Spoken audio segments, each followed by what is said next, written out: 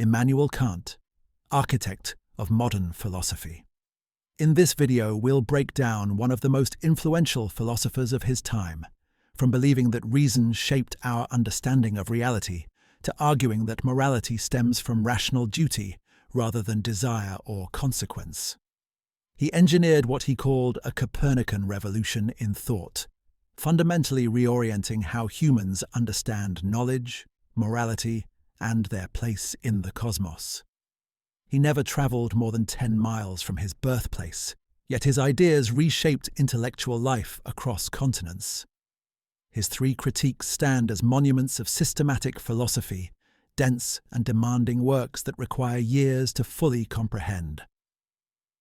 Understanding Immanuel Kant requires grasping his central project. He sought to determine the precise boundaries and capabilities of human reason. What can we know with certainty? What must remain forever beyond our grasp? How should we act?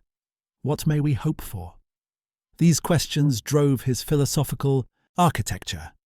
Kant believed that philosophy before him had failed because it did not first investigate whether reason itself was capable of the tasks philosophers assigned it. Like examining a telescope before observing the stars, Kant insisted on examining reason before employing it to understand reality. His influence extends into every corner of modern thought. Contemporary epistemology, ethics, political philosophy, aesthetics, and even physics bear his imprint. Philosophers still organize themselves as Kantians or anti-Kantians, accepting or rejecting his frameworks. Yet Kant remains difficult and frequently misunderstood. His writing style is notoriously dense, his technical vocabulary intimidating, his arguments maddeningly abstract. He did not write for popular audiences but for fellow philosophers capable of following intricate, logical chains across hundreds of pages. This exploration will excavate the fundamental structure of Kant's thought. We will examine his epistemology and how it synthesized rationalism and empiricism. We will analyze his revolutionary moral philosophy and its basis in human autonomy. We will trace his political theory about perpetual peace and republican government. We will investigate his aesthetics and his philosophy of history. We will see how his ideas evolved through encounters with Hume's skepticism, Rousseau's political thought, and the scientific achievements of Newton. We will confront the tensions and difficulties that scholars continue debating. Part 1. The critical turn and the architecture of pure reason. Kant's philosophical revolution began with a crisis. For the first half of his career, he worked within the rationalist tradition of Leibniz and Christian Wolff. This approach held that reason alone could discover fundamental truths about reality through analysis of concepts and deductive proof. Pure thought, properly conducted, revealed the nature of God, the soul, causation, and substance. Kant taught this system confidently for decades, producing competent but unremarkable works on various topics. Then David Hume awakened Kant from what he called his dogmatic slumber. Hume's skeptical arguments demonstrated that rationalist metaphysics rested on indefensible foundations. Consider causation, the principle that every event has a cause. Rationalists treated this as a necessary truth knowable through reason alone. Hume showed that we never observe causation directly. We see one event following another repeatedly, and our minds form a habit of expecting the connection. But habit provides no logical necessity. We cannot prove that the future will resemble the past, or that unobserved cases will match observed ones. This critique threatened to collapse all knowledge into mere custom and habit. If even causation lacks rational foundation, what becomes of science, morality, and metaphysics? Hume's own response was skeptical resignation. We cannot justify these beliefs rationally, so we should acknowledge their merely psychological basis, while continuing to rely on them practically. Kant found this conclusion intolerable. Science worked. Newton's physics revealed genuine truths about nature. Moral obligations were real and binding. Hume's skepticism must contain an error somewhere. Kant's solution involved reconceiving the relationship between mind and world. Previous philosophers assumed that the mind passively receives information from reality and must conform its ideas to objects. Knowledge means accurately representing things as they exist independently of us. Kant reversed this picture in his Copernican revolution. What if objects must conform to our minds rather than minds conforming to objects? What if the mind actively structures experience according to its own inherent forms? This proposal seems bizarre initially. How can objects conform to minds when objects exist independently of our thinking about them? Kant's answer distinguished between things as they appear to us and things as they exist in themselves. We never encounter reality directly, only as filtered through our cognitive apparatus. Space, time, causation, and other fundamental categories are not features of things in themselves, but structures the mind imposes on sensory input to make experience possible. The Critique of Pure Reason, published in 1781, developed this revolutionary epistemology across 800 dense pages. Kant argued that space and time are forms of human intuition, not properties of things themselves. Everything we experience necessarily appears in spatial and temporal form, because that is how human sensibility organizes raw sensation. Similarly, causation, substance, unity, and other categories are concepts. The understanding applies to organize intuitions into coherent experience. These categories derive from the mind's structure, not from observation or logical analysis of concepts. This framework solved Hume's problem about causation. We know that every event has a cause because causation is a necessary condition for coherent experience. It is not a discovered fact about reality, but a framework we impose to make experience intelligible. Science reveals genuine truths, not about things in themselves, but about the phenomenal realm, nature as it appears to minds structured like ours.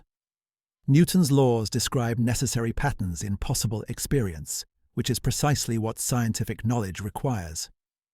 Kant called this synthesis of rationalism and empiricism transcendental idealism. It is idealist because the structures of experience derive from the mind. It is transcendental because it investigates the conditions that must obtain for experience to be possible at all. Transcendental arguments move from undeniable facts to their necessary preconditions. Experience exists. What must be true about minds and the world for experience to occur? Answering this question reveals the architecture of pure reason. The critical philosophy imposed strict limits on what humans can know. We know phenomena, appearances structured by our cognitive forms. We cannot know noumena, things as they exist independent of our experience. Metaphysical claims about God, the soul, free will, and ultimate reality exceed our cognitive capacity. Reason naturally generates these questions, but cannot answer them through theoretical knowledge. Kant devoted hundreds of pages to diagnosing how metaphysical illusions arise when reason oversteps its bounds. Traditional metaphysics claim to prove God's existence through pure reason. The ontological argument held that God's existence follows necessarily from his concept as a supremely perfect being. Kant demolished this argument by showing that existence is not a predicate that adds to a concept. Saying that God exists does not make the concept of God any different than saying 100 imagined dollars exist makes the concept of $100 different. Existence concerns whether something instantiates a concept, not what the concept contains. The cosmological argument reasoned from contingent existence to a necessary being as first cause. Kant showed this argument fails because it applies categories beyond possible experience. We cannot know whether the series of causes extends infinitely or terminates in a first cause. Both alternatives lead to contradictions, when reason tries to answer questions about the totality of conditions. These antinomies reveal reason bumping against its limits. Kant's destruction of speculative metaphysics appeared devastating to religious believers. If God's existence cannot be proven theoretically, does this mean atheism is correct? Kant insisted the opposite follows.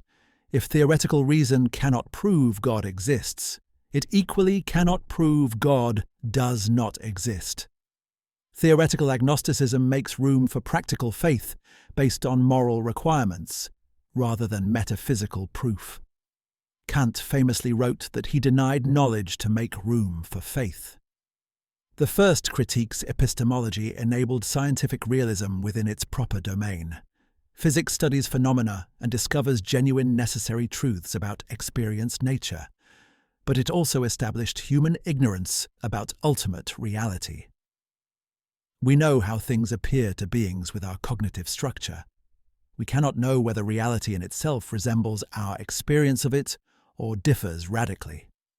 This humility about reason's limits shaped Kant's entire philosophical project. Contemporary philosophers debate whether Kant's transcendental idealism succeeds. The distinction between phenomena and noumena seems unstable. If we can say nothing about things in themselves, how can we even posit their existence? Maybe idealism should be thoroughgoing, denying reality beyond experience entirely. Conversely, if things in themselves exist and affect us by providing sensory input, haven't we already made claims about them that transcendental idealism supposedly forbids? Kant struggled with these tensions throughout multiple editions and clarifications. His defenders argue that the framework remains coherent despite difficulties in formulation. His critics contend that the basic distinction collapses under scrutiny. Both sides agree on Kant's enormous importance for epistemology. Whether or not transcendental idealism works, Kant permanently changed how philosophers think about the relationship between mind and world. The critical method extended beyond epistemology to all philosophical inquiry. Before addressing any question, first investigate whether reason is competent to answer it. Determine the necessary conditions for the activity in question, then derive conclusions about its structure and limits. This methodological innovation influenced philosophy more than any specific doctrine. Even philosophers who reject Kant's answers accept that his questions must be addressed. What are the conditions for knowledge, morality, beauty, political legitimacy? How do we distinguish legitimate from illegitimate uses of reason? These Kantian questions structure modern philosophy. Part 2. The Moral Law. Within after establishing epistemology's foundations, Kant turned to ethics. The groundwork for the metaphysics of morals appeared in 1785, followed by the Critique of Practical Reason in 1788. These works constructed moral philosophy with the same systematic rigor Kant applied to knowledge. His goal was identifying morality's rational foundation, the principle that determines right from wrong, independent of cultural variation or personal preference. Kant began by distinguishing two types of imperatives. Hypothetical imperatives take the form, if you want X, then do Y. If you want to be healthy, exercise regularly. These imperatives bind only those who accept the relevant goals. They are conditional on desires and circumstances. Moral obligations differ fundamentally. They bind us categorically, regardless of our desires or goals. Do not lie applies whether or not lying would benefit you. Morality speaks with unconditional authority. The categorical, imperative, Kant's supreme principle of morality, commands without conditions. But what is this principle? Kant offered several formulations that he claimed were equivalent, though interpreters debate their relationships. The first formulation says, "Act only according to that maxim, whereby you can at the same time will that it should become a universal law." This demands consistency between your action and universal practice. Before acting, formulate the maxim or principle guiding your action. Then ask whether you could rationally will that everyone follow this maxim. Consider lying to escape difficulty. The maxim is, when convenient, make false promises you do not intend to keep. Could you will this as universal law? Kant argued no. If everyone made false promises when convenient, the institution of promising would collapse. No one would believe promises, making promising impossible. But the original maxim presupposes that promising exists and works. You rely on others believing your promise. Therefore, you cannot consistently will your maxim as universal law. The maxim is self-defeating when universalized, revealing the action's immorality. This universalization test generated controversy from the start. Critics noted that many immoral maxims seem universalizable without contradiction. Always advance my self-interest could become universal law, though it hardly seems moral. Conversely, some apparently innocent maxims fail the test.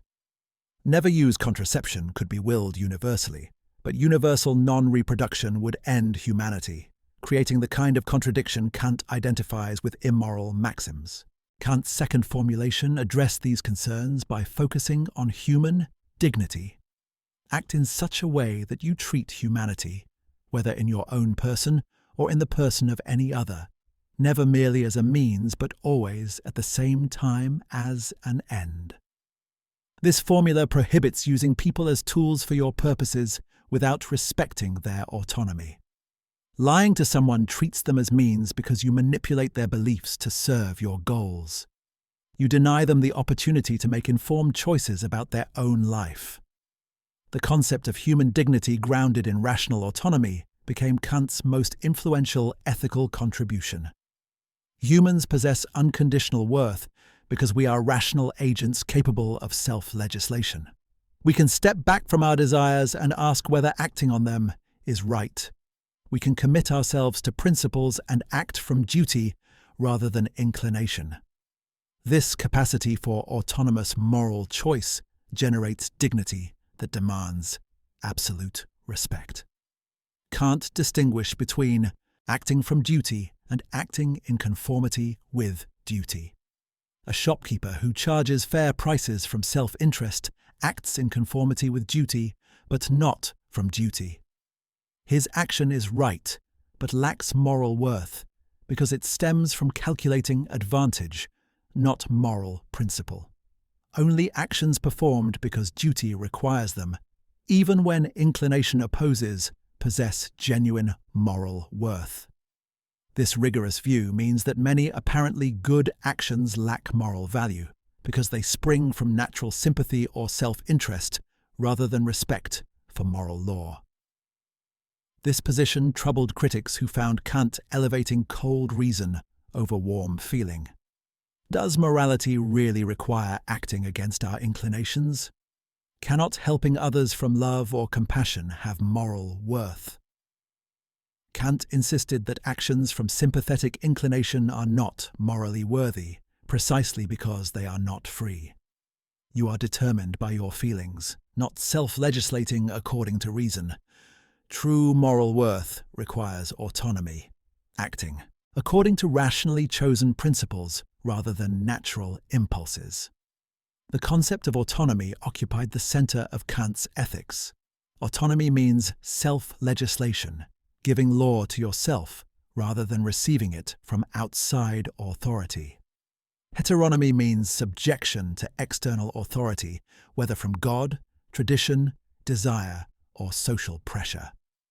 Kant argued that morality requires autonomy because only self-legislated principles can bind rationally. If some external source commands you, either you accept that authority or you do not. But why accept it? Only by rationally determining that you should obey can you make the authority legitimate. Therefore, the ultimate ground of obligation must be internal to reason itself. This autonomy thesis generated theological controversy. Traditional religious ethics grounded morality in divine command. God determines right and wrong, and humans should obey. Kant inverted this relationship. Morality derives from practical reason, not divine command. We should obey God because God is rational and commands what is right, not something is right, because God commands it. This position seemed to make human reason superior to divine authority, offending religious conservatives while appealing to Enlightenment rationalists. Kant's third formulation united the previous two through the kingdom of ends. Act as if you were through your maxims a law-making member of a kingdom of ends. Imagine a community where everyone is both subject to moral law and its author, where each person's autonomy is respected and all cooperate to realize shared rational ends. This ideal community represents morality's goal. Your actions should be those that would be chosen by a legislator in such a kingdom. The connection between the three formulations reveals Kant's systematic vision. The first formula identifies morality with universalizable principles. The second formula explains why these principles matter. They respect rational autonomy. The third formula shows what these principles aim toward: a community of free, rational beings cooperating according to shared, self-legislated principles. Together, they constitute morality's rational foundation, independent of consequences, divine command, or contingent desires. Kant believed this foundation resolves ethics' fundamental questions and establishes morality on secure ground. Unlike utilitarianism, which grounds obligation in contingent facts about pleasure and pain, Kantian ethics derives from reason's necessary structure. Rational beings anywhere in any possible world would recognize the same moral law because it follows from rationality itself. This universality and necessity gave morality the dignity Kant thought it deserved. Critics attacked Kantian ethics from multiple directions. Consequentialists argued that focusing on maxims rather than outcomes produces perverse results. If lying could prevent murder, Kant's theory apparently prohibits it. Kant indeed held that lying is always wrong, even to a murderer seeking his victim. This conclusion seemed to demonstrate that rigid principles divorced from consequences lead to moral absurdity. Kant's defenders respond that carefully formulated maxims can accommodate circumstances without abandoning principle. Virtue ethicists complained that Kantian ethics ignores character and human excellence. Morality becomes following abstract rules rather than developing wisdom, courage, compassion, and other virtues. The cold, rational agent in Kant's ethics bears little resemblance to admirable human beings who act from integrated character rather than dutiful obedience to principle. Kantians respond that duty and virtue are compatible. Following moral law reliably requires developing strength of will and good habits, which is precisely virtue. Contemporary Kantian ethics attempts to develop and defend Kant's insights while acknowledging difficulties. The constructivist interpretation, especially influential through John Rawls, emphasizes the procedure of rational universalization rather than specific duties. By carefully working through what principles we can rationally endorse for everyone, we construct morality from practical reason's requirements. This approach claims Kantian foundations while allowing flexibility about particular conclusions. Feminist philosophers raised important objections to Kant's ethics. The focus on abstract universal principles seems to devalue the particularistic caring relationships central to much moral life.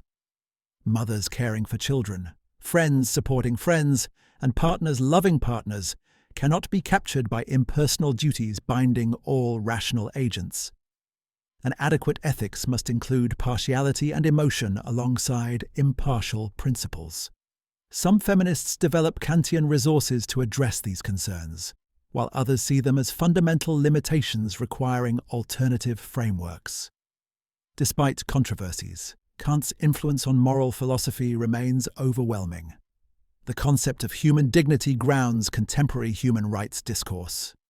Kant's insistence that persons are ends in themselves, never merely means, underlies prohibitions on slavery, torture, and exploitation. The idea that moral principles must be universalizable shapes ethical reasoning across cultures. Even philosophers who reject Kantian ethics address his arguments and contend with his framework. Part 3. Freedom, Determinism, and the Possibility of Morality. Kant's moral philosophy required solving one of philosophy's oldest problems. If natural laws govern everything, including human actions, how can we be free and morally responsible? The first critique established that causation necessarily applies to all phenomena. Every event has a cause according to natural laws. Human actions occur in time and space as physical events.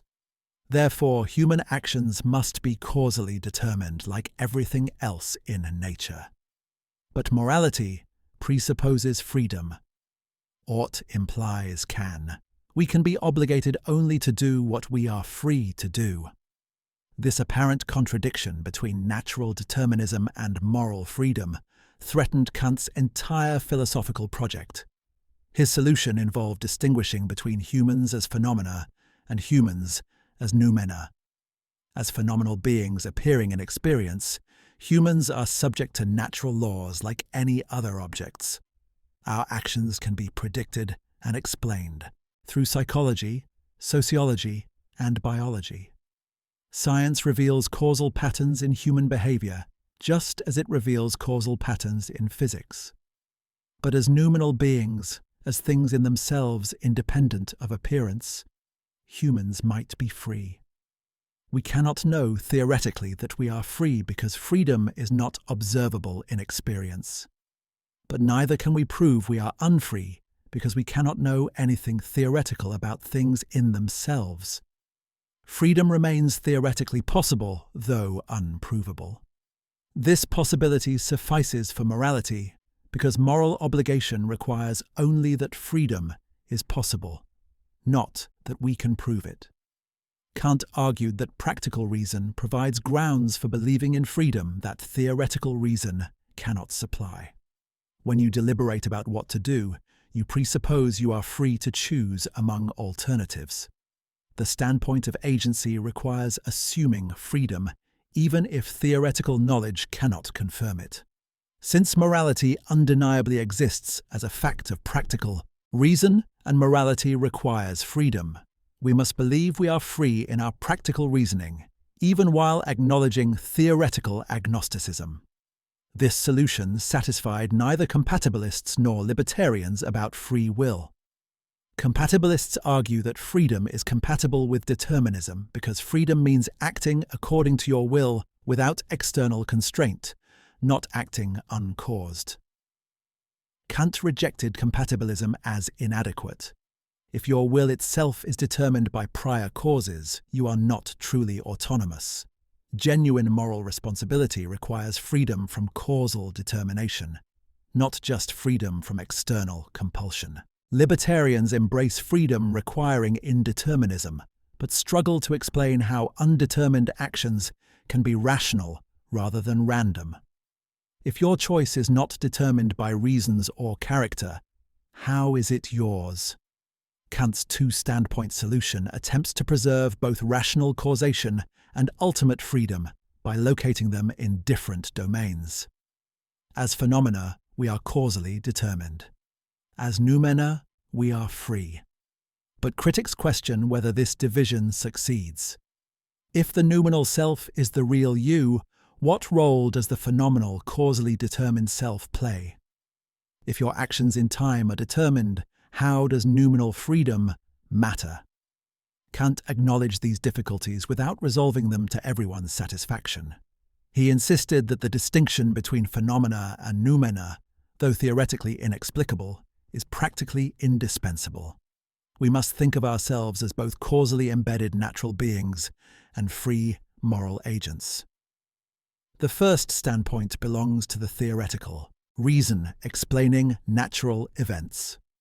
The second belongs to practical reasons guiding deliberation and action. Both standpoints are legitimate in their proper domains, though we cannot synthesize them theoretically. The concept of autonomy connects Kant's freedom doctrine to his moral philosophy. Free will is not merely random choice, but self-legislation according to reason. You are free when you act according to principles you rationally endorse, rather than being pushed by external forces or internal impulses you did not choose. This freedom requires recognizing moral law and committing yourself to it. Only by acting from duty are you truly free, because only then do you act from your own rational nature, rather than contingent inclinations. This connection between freedom and morality seemed paradoxical to critics. How can I be free only when following moral law? Does this not make morality the new determinism, replacing natural causation with rational compulsion? Kant would respond that you are not compelled by external moral law, but by your own rational nature. The moral law is not foreign to you, but constitutive of your deepest self. Acting morally is acting from who you truly are as a rational being. The practical postulates extended this reasoning. Kant argued that morality requires believing in God, and immortality, though these cannot be proven theoretically. Moral perfection is the highest good, but cannot be achieved in one lifetime. Therefore, we must believe in immortality to give life enough scope for moral progress toward perfection. Similarly, virtue should lead to happiness, but experience shows the virtuous often suffer. Therefore, we must believe in God, who guarantees that virtue will be rewarded and vice punished, if not in this life, then beyond it. These postulates troubled commentators who saw them as backtracking from critical philosophy's achievements. After demolishing speculative proofs of God's existence, Kant smuggles God back through practical reason. After establishing that theoretical knowledge is limited to phenomena, he affirms beliefs about the transcendent based on moral requirements. This seemed like special pleading. Why should moral needs justify beliefs that theoretical reason shows are unjustifiable? Kant insisted that practical faith differs from theoretical knowledge. He was not claiming to know that God exists or that we are immortal. Rather, we must believe these doctrines because they are necessary for taking morality seriously. Without them, moral striving seems pointless. If death ends everything, and moral effort produces no guaranteed result, why sacrifice for duty? The postulates provide rational hope that moral commitment makes sense. Contemporary philosophers mostly reject Kant's practical postulates while preserving other elements of his moral philosophy. We can recognize moral obligation without believing in cosmic justice or afterlife rewards. The categorical imperative binds us because rational consistency requires it, not because God will punish violations. Moral progress matters intrinsically, not as means to otherworldly compensation. Kant's great insights about autonomy and dignity survive separation from his theological commitments. The tension between determinism and freedom that Kant addressed remains philosophically alive. Neuroscience increasingly reveals that brain states cause human behavior in ways that seem to exclude freedom. Studies show that brain activity predicts decisions before subjects consciously experience making them. Does this mean our experience of free choice is illusory? Kantians might respond that these findings concern only phenomena.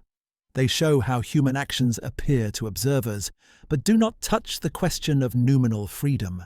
Others argue that Kant's two-standpoint solution merely labels the problem rather than solving it. Saying that we are free nominally but determined phenomenally is just admitting that we experience ourselves as free, while everything observable suggests determinism. Relabeling this paradox does not resolve it. Perhaps we must accept either that freedom is illusory, or that determinism is false, or that the problem is ill-formed. Kant's solution seems to evade rather than address the genuine difficulty. Despite these challenges, Kant's treatment of freedom remains enormously influential. The idea that persons are autonomous agents capable of self-legislation shapes modern moral and political thought. Respecting autonomy means allowing people to make their own choices and take responsibility for their lives. This principle underlies informed consent in medicine, liberal neutrality in politics, and human rights in international law. Even those who reject Kant's metaphysics often accept his moral psychology about autonomy's importance. Part 4. Political Philosophy and Perpetual Peace. Kant's political philosophy emerged relatively late in his career, but proved enormously influential for modern liberalism and international relations theory. His central works on politics include essays like What is Enlightenment and Toward Perpetual Peace, plus the systematic treatise The Metaphysics of Morals. These writings applied critical philosophy's insights to questions about legitimate government, individual rights, and relations between states. Kant's political thought began from the same foundation as his ethics: rational autonomy. Legitimate political authority must respect each person's freedom to be self-legislating. Coercion is justified only when necessary to protect equal freedom for all. This means that the government must be based on principles that free and equal rational beings could accept. Laws must be universalizable, applying equally to everyone, including legislators. Political obligation derives from what autonomous agents would rationally endorse, not from tradition, divine right, or force. This framework led Kant to republicanism, though not democracy in the modern sense. He distinguished between forms of sovereignty, who rules, and forms of government, how power is exercised.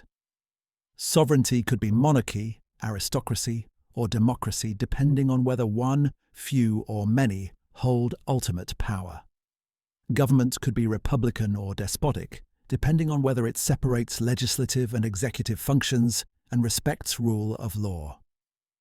Republican government in Kant's terminology means constitutional government with separation of powers and representative institutions protecting individual liberty. Despotic government means arbitrary rule where the executive makes and enforces laws without institutional checks. Kant considered republicanism essential for legitimate authority while remaining agnostic about whether sovereignty should rest with one, few, or many. Even monarchy could be republican if the monarch governed according to law and respected separation of powers. This position reflected Kant's historical context and his characteristic caution. He lived under the Prussian monarchy and generally avoided direct challenges to existing political arrangements.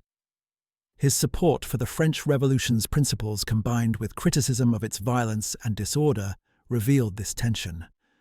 Kant endorsed the idea that the government requires popular consent and should respect individual rights.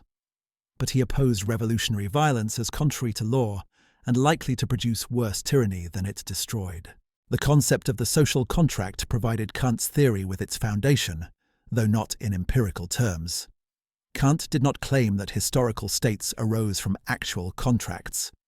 Rather, the social contract is a rational idea representing the standard legitimate government must meet. Laws should be such that free and equal persons could rationally agree to them. If a law could not receive unanimous consent from the standpoint of rational autonomy, it lacks legitimacy. This test of hypothetical consent allowed Kant to derive specific political principles. The state must protect liberty, equality before law, and civil independence. Liberty means freedom to pursue happiness according to your own conception, provided you do not interfere with others' equal freedom. Equality means that no one has authority to coerce others except through general laws applying to all. Civil independence means not being subject to another's arbitrary will, having sufficient property and skill to support yourself. Kant's list of rights emphasized civil and political liberties while largely ignoring economic rights. Freedom of expression, freedom of conscience, equality before law, and property rights all received strong protection. But Kant did not recognize positive rights to subsistence, education, or healthcare. The state should not redistribute wealth or regulate commerce beyond protecting property and contract. This classical liberal framework influenced 19th-century political thought, but now seems limited, given modern welfare states. Questions about punishment occupied Kant's attention and generated some of his most controversial claims. Unlike utilitarians who justify punishment as deterrence or reform, Kant grounded it in retribution. Criminals deserve punishment because they violated moral law through free choice. Punishment respects their dignity as rational agents by treating them according to principles they could rationally accept. Just as we honor people who act rightly, we must punish those who act wrongly, not to deter others, but because justice demands it. This retributivist theory led Kant to support capital punishment for murder. The only proportionate response to intentional killing is death. Any lesser punishment fails to take seriously the crime's gravity and the victim's value. Kant famously wrote that even if civil society decided to dissolve, the last murderer in prison should be executed before dissolution.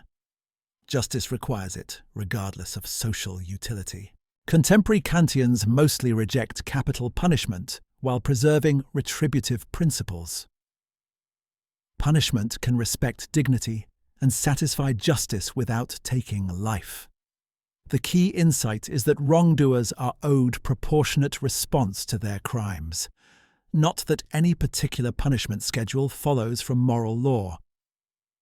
Kant's specific conclusions about punishment may be mistaken, while his framework for thinking about criminal justice remains valuable.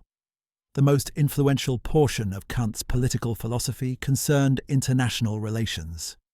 His essay, Toward Perpetual Peace, published in 1795, outlined conditions for ending war between states. Kant argued that republican government, international federation, and cosmopolitan rights could establish permanent peace. This vision influenced later attempts to create international institutions preventing war, from the League of Nations to the United Nations. The republican government promotes peace, Kant argued, because citizens bearing war's costs will be reluctant to initiate it. In monarchies and aristocracies, rulers can declare war without suffering the consequences. Soldiers die, while rulers remain safe. But in republics, citizens who must fight and pay have a political voice to oppose unnecessary wars.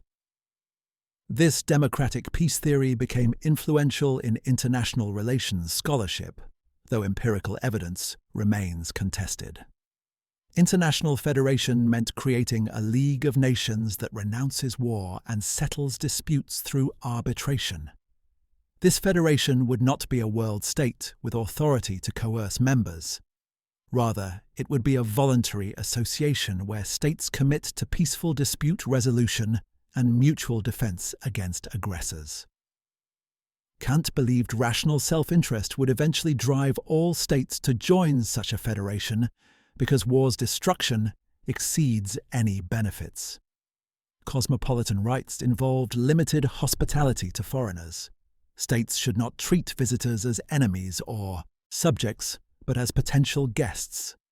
This right of hospitality means allowing peaceful commerce and exchange across borders.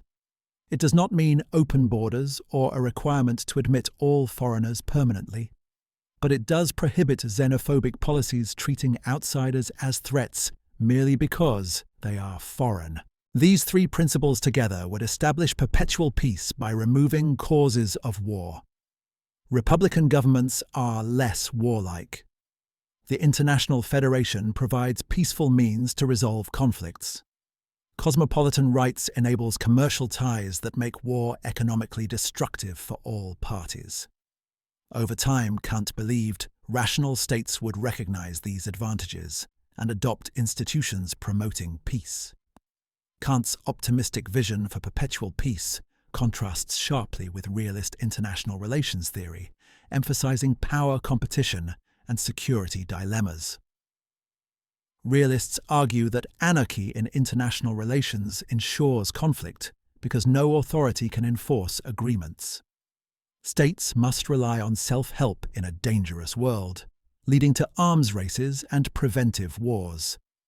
Kant acknowledged these difficulties but believed rational institutions could overcome them through enlightened self-interest. The 20th century tested Kant's theory severely. 2 world wars killed tens of millions despite increasing republican government and economic interdependence. The League of Nations failed to prevent aggression. Even after creating the United Nations, wars continued throughout the world. This seemed to vindicate realism against Kantian idealism about international peace.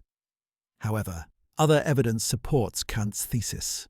Developed democracies rarely fight each other. International institutions and law have expanded dramatically. War between major powers has become rare compared to previous centuries. Nuclear weapons and globalization created incentives for peace that Kant could not have foreseen, but that align with his logic. Whether perpetual peace is achievable remains uncertain, but Kant's analysis of conditions promoting peace influences policy discussions. Kant's political philosophy exhibits tensions between his commitments to freedom and his acceptance of existing hierarchies. He defended the republican government but opposed revolution. He proclaimed universal human dignity but accepted colonialism and racial hierarchy. His claim that women and servants lack civil independence because they depend on others seems inconsistent with fundamental equality. These contradictions reflect Kant's limited historical context, while revealing that even great philosophical systems reflect their creators' blind spots. Part 5. Aesthetic Judgment and the Critique of Taste. The Critique of Judgment, published in 1790, completed Kant's critical trilogy by addressing aesthetics and teleology. This work explored judgments of beauty and sublimity, asking how aesthetic judgments are possible and what they reveal about human, cognitive capacities. Kant sought to bridge the gap between theoretical reason governing nature and practical reason governing freedom. Aesthetic judgment and purposiveness in nature occupied this middle ground. Kant began by distinguishing judgments of beauty from both theoretical knowledge and moral evaluation. When you judge something beautiful, you are not making a factual claim about its properties. Beauty is not a quality objects possess like mass or color that observation could discover. Nor are aesthetic judgments moral assessments. Calling a painting beautiful differs from calling an action right. Aesthetic judgments form a distinctive category requiring their own analysis. The judgment of taste, Kant's term for aesthetic judgment, exhibits a peculiar logical structure. It claims universal validity despite being based on feeling rather than concepts. When you call something beautiful, you are not merely reporting your personal reaction. You are claiming that others should agree, that the object merits appreciation from anyone who perceives it properly. Yet this claim to universality rests on your immediate felt response, not on arguments or observable properties you could point to. This combination of subjective feeling and objective claim creates a paradox requiring explanation. How can a judgment based on feeling demand agreement from others? Kant's solution involved analyzing the cognitive activities underlying aesthetic experience. Beautiful objects occasion a free play between imagination and understanding, where these faculties harmonize without producing determinate concepts. This harmonious free play produces pleasure that, while felt subjectively, arises from cognitive capacities all humans share. The pleasure we take in beauty is disinterested, meaning independent of whether the object exists or serves our purposes. When you judge a painting beautiful, your pleasure does not depend on possessing the painting or on the painting fulfilling any function. You simply contemplate its form and feel pleasure in the experience. This disinterested pleasure distinguishes aesthetic judgment from agreeable sensation, which depends on actual experience of the object, and moral approval, which concerns action and will. Kant contrasted beauty with the sublime, which produces a different aesthetic response. The sublime involves encountering something vast, powerful, or formless that exceeds our imaginative capacity. Huge mountains, violent storms, or contemplating mathematical infinity trigger the sublime. Initially, we feel overwhelmed and even threatened by magnitude or power beyond comprehension. Then reason asserts itself, recognizing that while imagination fails to grasp the sublime object, reason can conceive what imagination cannot imagine. This movement from imaginative inadequacy to rational transcendence produces the distinctive pleasure of the sublime. We feel our rational capacity surpassing sensible limitations. The sublime makes us aware of our dignity as rational beings not fully contained by nature. Kant distinguished between the mathematically sublime triggered by magnitude and the dynamically sublime triggered by power. Both involve imagination's failure, followed by reason's assertion of superiority. The theory of genius addressed artistic creation. Genius is the talent through which nature gives rule to art. Unlike scientific discovery, which follows methodical procedures anyone can learn, artistic creation involves original production without rules. The genius creates exemplary works that establish standards for others without being able to explain how. Mozart could not teach others his method for composing, because his compositions emerged from natural talent rather than applied technique. This emphasis on genius and originality influenced Romantic aesthetics profoundly. The idea that great art springs from individual creative talent rather than following established rules justified Romantic rebellion against neoclassical conventions. However, Kant balanced his account of genius with emphasis on taste and judgment. Genius without taste produces nonsense. Successful art requires both original creativity and discriminating judgment about what works aesthetically. Kant's aesthetics attempted to explain how aesthetic judgments could be both subjective and universal.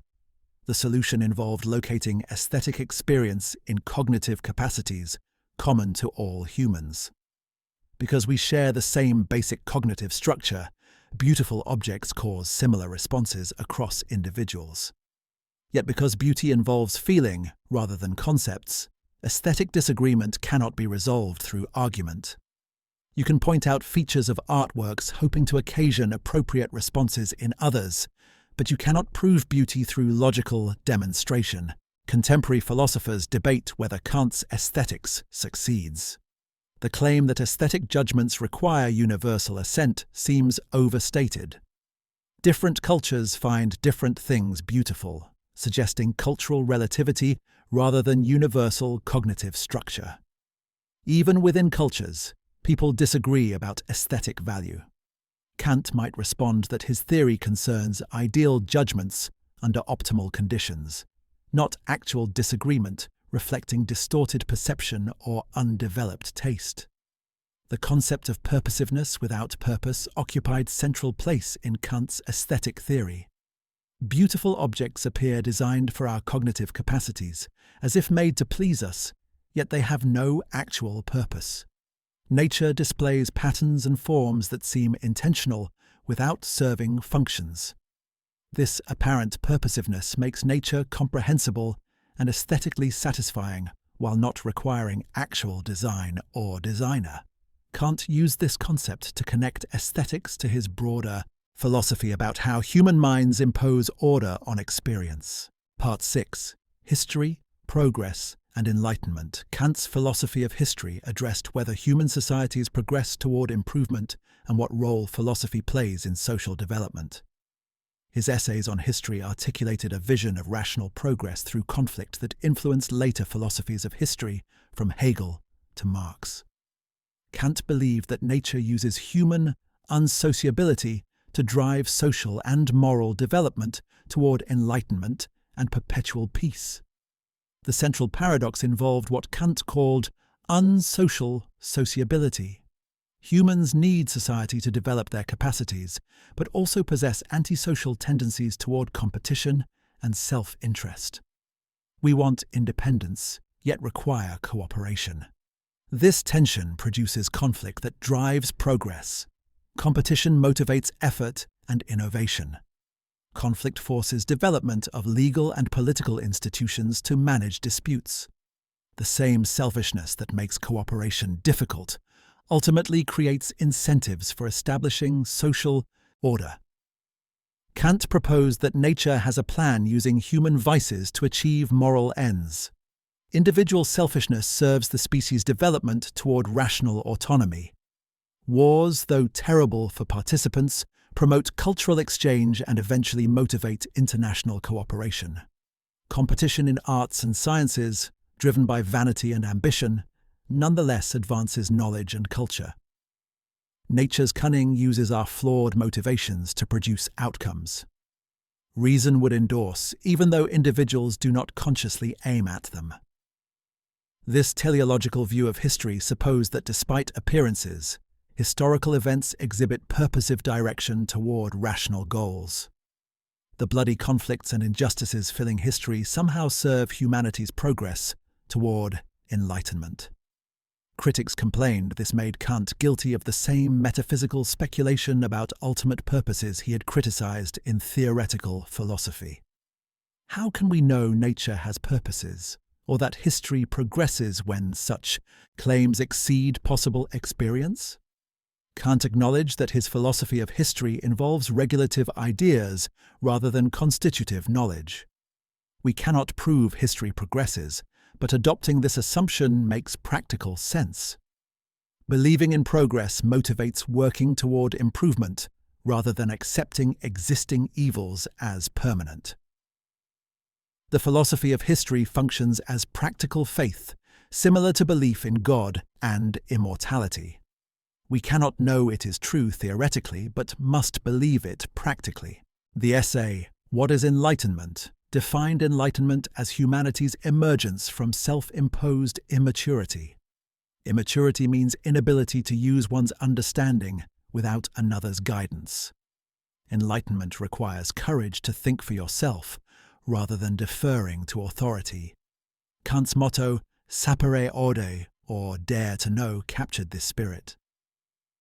People must overcome laziness and cowardice that make dependence on others comfortable.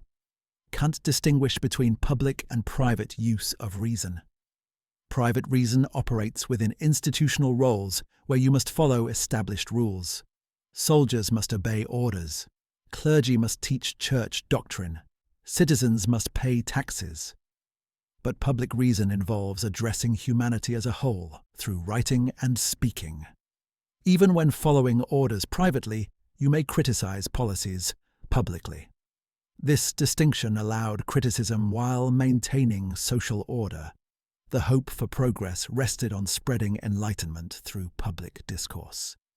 As more people learned to think independently, question authority, and discuss public affairs, institutions gradually improved to reflect rational principles. Education and free speech are essential for this process. Authoritarian restrictions on thought and expression retard progress by keeping populations in darkness. Enlightened rulers should permit freedom of speech and press even when criticism targets the government. Kant believed his own era was not enlightened but was becoming enlightened. Progress was occurring but remained incomplete. Some areas like religion were emerging from authority's grip, while others like politics remained dominated by despotism. The trend pointed toward increasing rationalization, even if setbacks occurred.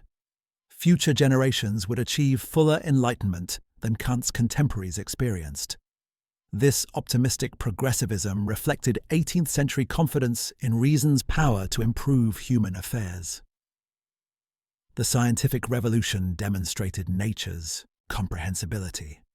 Political revolutions challenged traditional hierarchies. Literacy expanded. Commerce connected distant peoples. These developments suggested humanity was advancing toward maturity.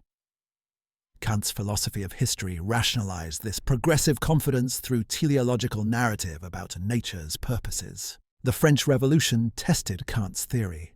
Initially, it seemed to confirm that Enlightenment produced political transformation toward rational institutions. The Declaration of Rights of Man embodied principles Kant endorsed, but the terror that followed showed how revolutionary enthusiasm could descend into violence and tyranny worse than Ancien Regime abuses. Kant never fully reconciled his support for revolution's principles with horror at its excesses. Critics of Kantian progressive history note that the 20th century severely challenged optimism about rational advance. 2 world wars, totalitarianism, Holocaust, and nuclear weapons demonstrated that technological and scientific progress do not ensure moral improvement. Increased capacity to cause harm accompanied increased knowledge. The idea that nature uses human conflict to drive progress toward peace seemed absurd after industrialized mass slaughter. However, other developments supported Kant's vision. Democratic government spread. International law and institutions expanded. Science and technology improved living standards dramatically for much of humanity. Literacy and education became nearly universal in developed nations. Perhaps progress occurs unevenly, advancing in some dimensions while regressing in others, rather than following simple, linear improvement. Contemporary philosophers debate whether Kant's philosophy of history remains tenable. Some argue we should abandon teleological narratives about historical purpose and progress. History involves contingent events without overarching meaning or direction. Others contend that while we cannot prove progress occurs, acting as if rational improvement is possible motivates efforts to realize it. Practical faith in progress functions as self-fulfilling prophecy when it inspires work toward Enlightenment ideals. Part 7. Religion. Within the boundaries of mere reason. Kant's philosophy of religion attempted to preserve Christianity's moral core while rejecting its supernatural and institutional elements. Religion. Within the boundaries of mere reason, published in 1793, argued that true religion coincides with morality. Religious doctrines have value only insofar as they support moral improvement. Anything transcending rational morality cannot be religiously required and may be positively harmful. Kant began by analyzing radical evil in human nature. Despite reason's capacity to recognize moral law, humans exhibit a propensity to violate it. We choose self-interest over duty not from ignorance, but from weakness of will. This corruption of the will constitutes radical evil, called radical because it affects the root of our choices. Unlike particular vicious actions, radical evil describes the general tendency to prioritize self-love over moral law. This doctrine of radical evil troubled some readers as pessimistic about human nature. Others found it too mild, lacking traditional Christianity's emphasis on depravity requiring divine grace. Kant navigated between Enlightenment optimism about human goodness and Christian emphasis on sin. Humans are neither naturally good nor utterly depraved, but possess tendencies toward both morality and vice. Moral development requires struggle against evil inclinations through autonomous commitment to duty. The concept of moral religion distinguished what reason requires from what historical religions have added. Moral religion consists in recognizing moral duty as divine command. God wills what reason determines is right. True service to God involves moral conduct, not ritual observances or theoretical beliefs about God's nature. Prayer, worship, and sacraments have value only if they strengthen moral resolve. Otherwise, they become superstitious substitutes for genuine moral effort. Kant criticized ecclesiastical faith based on revelation, miracles, and institutional authority. Claims about God's nature, Christ's divinity, atonement, and afterlife transcend reason's boundaries. These beliefs cannot be proven or known, but only accepted on authority. Rational religion limits itself to what pure moral reason can establish, that we should do our duty because it is right, treating this duty as if commanded by a perfect moral legislator. The relationship between moral and ecclesiastical faith generated tension throughout Kant's treatment. He wanted to affirm Christianity's value while criticizing its non-rational elements. His solution involved allegorical interpretation. Theological doctrines symbolize moral truths. Christ represents the ideal of moral perfection humanity should strive toward. Atonement symbolizes moral transformation from vice to virtue. Resurrection represents rebirth into moral life. These doctrines have religious significance as expressions of moral truths, not as historical or metaphysical claims. This allegorical reading offended Orthodox Christians who insisted on doctrine's literal truth.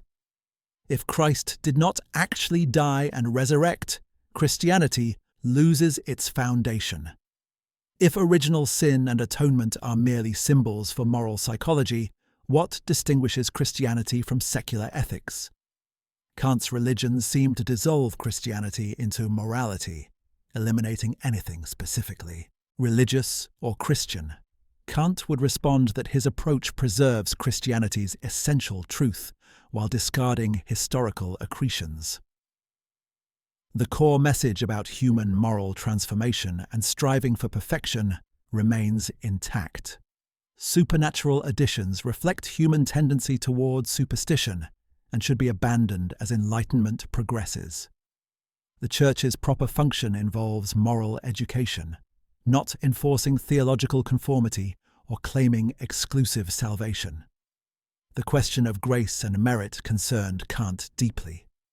Christian doctrine holds that humans cannot achieve salvation through moral effort alone, but require divine grace.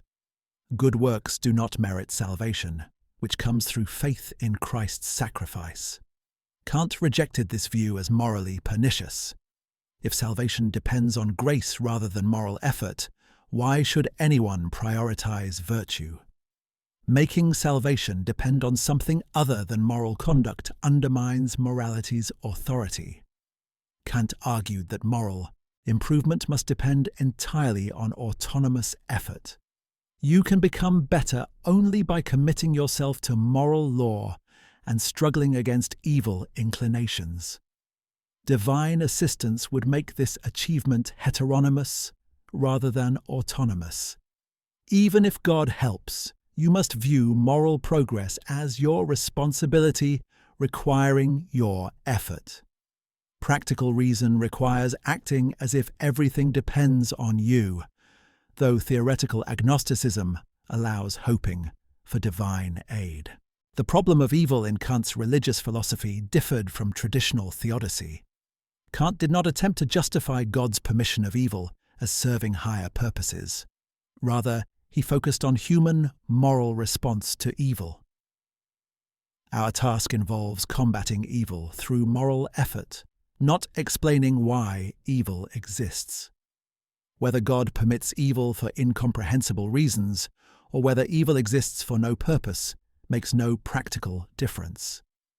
What matters is commitment to reducing evil through moral action. This pragmatic approach to religious questions paralleled Kant's general methodology. When theoretical reason cannot resolve a question, adopt whatever assumption practical reason requires. We cannot prove God exists or that moral effort ultimately succeeds.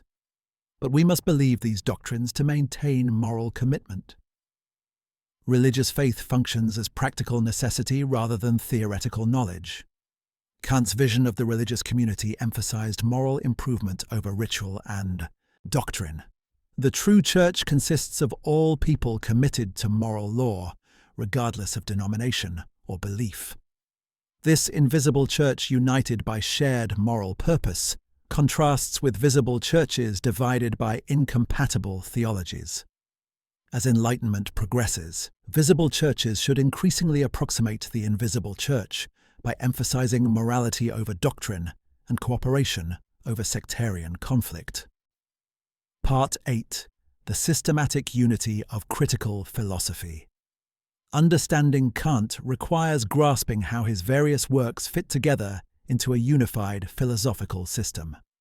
The three critiques form the foundation, examining theoretical reason, practical reason, and judgment. Each critique establishes the conditions and limits of its faculty. Together they map the complete territory of human rational capacities, while showing how these capacities relate to each other. The system's architecture rests on fundamental distinctions Kant introduced. Phenomena versus noumena distinguishes appearances from things in themselves. Theoretical versus practical reason distinguishes knowing from doing. Constitutive versus regulative principles distinguishes laws determining experience from ideas guiding inquiry. Understanding these distinctions reveals the system's internal logic and shows why Kant addressed questions in his particular order. The first critique established that theoretical knowledge is limited to possible experience. We can know phenomena subject to space, time, and categories, but not noumena independent of these forms. This limitation creates space for practical faith in freedom, God, and immortality. If theoretical reason could prove these doctrines false, morality would collapse. If it could prove them true, moral action would become a prudential calculation rather than autonomous commitment. Theoretical agnosticism enables practical faith. The second critique showed that practical reason has primacy over theoretical reason when they conflict. Theoretical reason establishes that freedom cannot be proven, but practical reason requires assuming it. Morality demands belief in what theoretical inquiry cannot verify. This primacy does not mean practical considerations license believing whatever is convenient. Rather, when theoretical reason reaches its limits, practical necessities may legitimately guide belief about indeterminate questions. The third critique bridged the gap between nature and freedom by examining purposiveness and aesthetic judgment. Nature appears designed for cognition, even though we cannot prove actual design. This appearance of purposiveness makes science possible by suggesting that nature is comprehensible to human understanding. Similarly, beautiful objects occasion cognitive harmony without serving actual purposes. These phenomena reveal how subjective principles can claim objective validity within their proper domains. Kant's system attempted to show that different aspects of human life operate according to different principles within a coherent framework. Science operates through theoretical reason, discovering necessary laws of nature. Morality operates through practical reason, legislating universal maxims. Art operates through aesthetic judgment, appreciating purposiveness without purpose. Each domain has its own logic and legitimate authority. Problems arise when we confuse these domains, applying scientific reasoning to morals or moral demands to science. The anthropological works, including anthropology from a pragmatic point of view, extended the system to empirical psychology.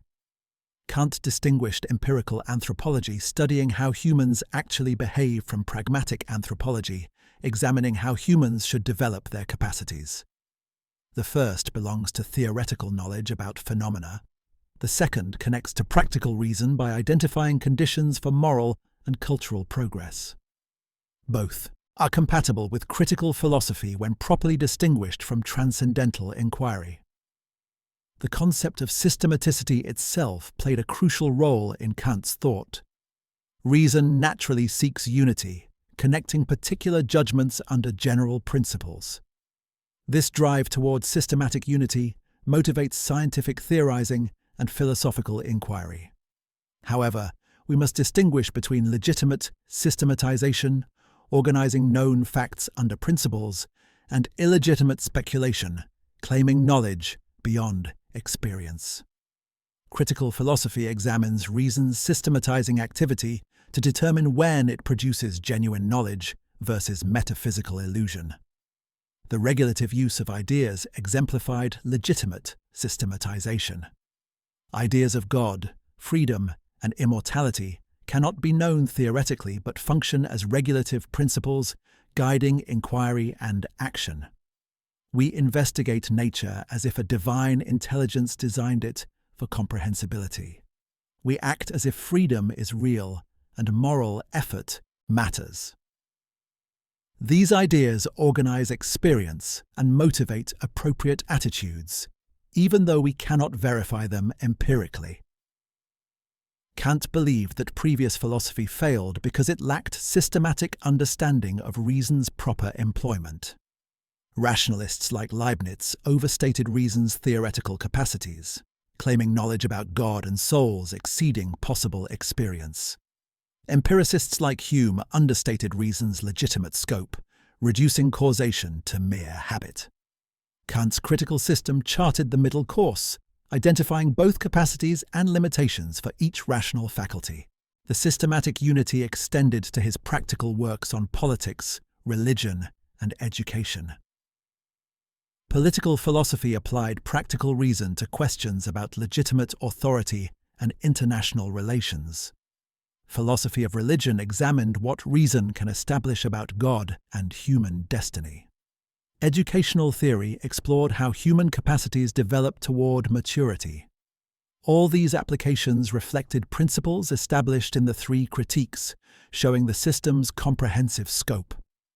Contemporary Kant scholars debate whether the system holds together as coherently as Kant claimed.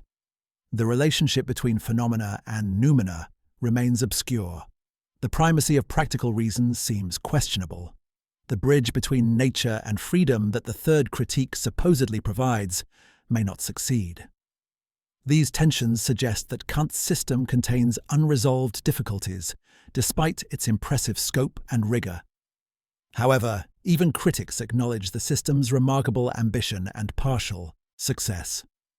Kant attempted to explain how mathematics, natural science, morality, aesthetics, and religion are possible through transcendental analysis of their conditions. He showed how apparently disparate domains relate within a unified account of rational capacities. Whether or not every detail succeeds, the systematic vision influenced all subsequent philosophy. Part 9. The Transcendental Deduction and its Critics. The most technically difficult part of Kant's philosophy involves the transcendental deduction of the categories in the Critique of Pure Reason. This argument attempts to prove that certain concepts necessarily apply to all experience. Understanding why Kant thought this proof necessary and how he argued for it illuminates his entire epistemological project. The deduction also generated intense critical scrutiny from Kant's time to the present. Categories are pure concepts of the understanding like causation, substance, and unity that organize intuitions into coherent experience. Kant claimed that categories must apply to all possible experience because experience itself requires them. The transcendental deduction aimed to demonstrate this necessity by showing that without categories, experience would be impossible. This argument form moves from undeniable facts to their necessary preconditions. The challenge Kant faced involved justifying application of concepts not derived from experience. Empiricists argued that all concepts originate in sensory input through abstraction and association. Kant agreed that particular concepts like dog or red arise this way. But categories like causation cannot be abstracted from experience because they structure experience itself. You cannot observe causation in the same way you observe colors or shapes. Causation is the framework within which observations connect into experience. Kant's strategy involved analyzing what experience requires. Experience means unified consciousness of objects persisting through time and interacting causally.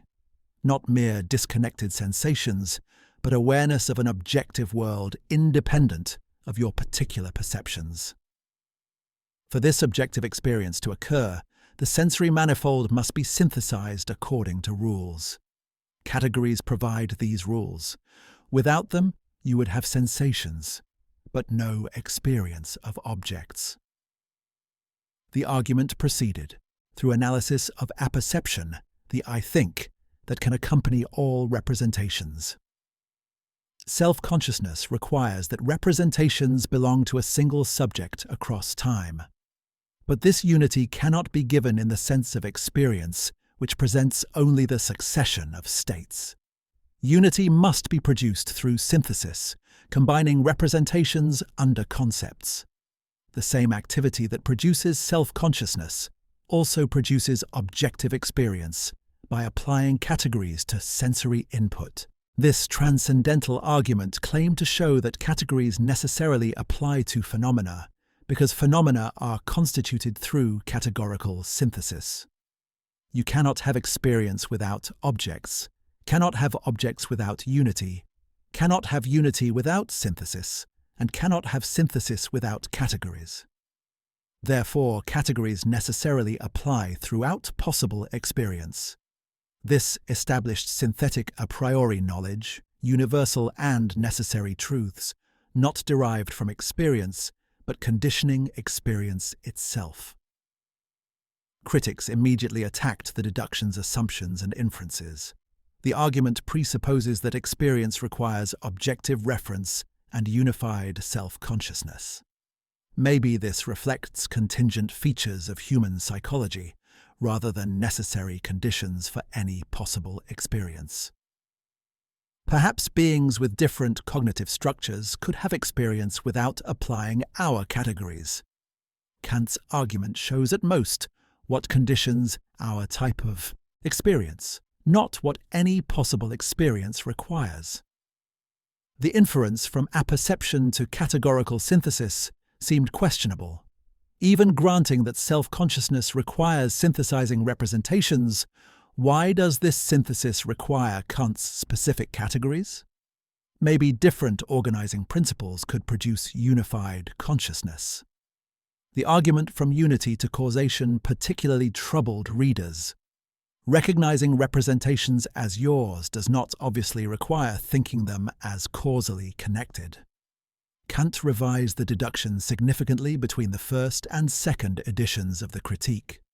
The second edition version emphasized synthesis and self-consciousness more explicitly while adding new arguments. But scholars debate whether the revision improved the argument or simply stated it differently. Either version contains difficulties that interpreters struggle to resolve. The sheer complexity makes definitive assessment challenging. Hegel argued that Kant's approach remained too subjective. By treating categories as contributions of the mind rather than features of reality, Kant reduced objective truth to subjective conditions.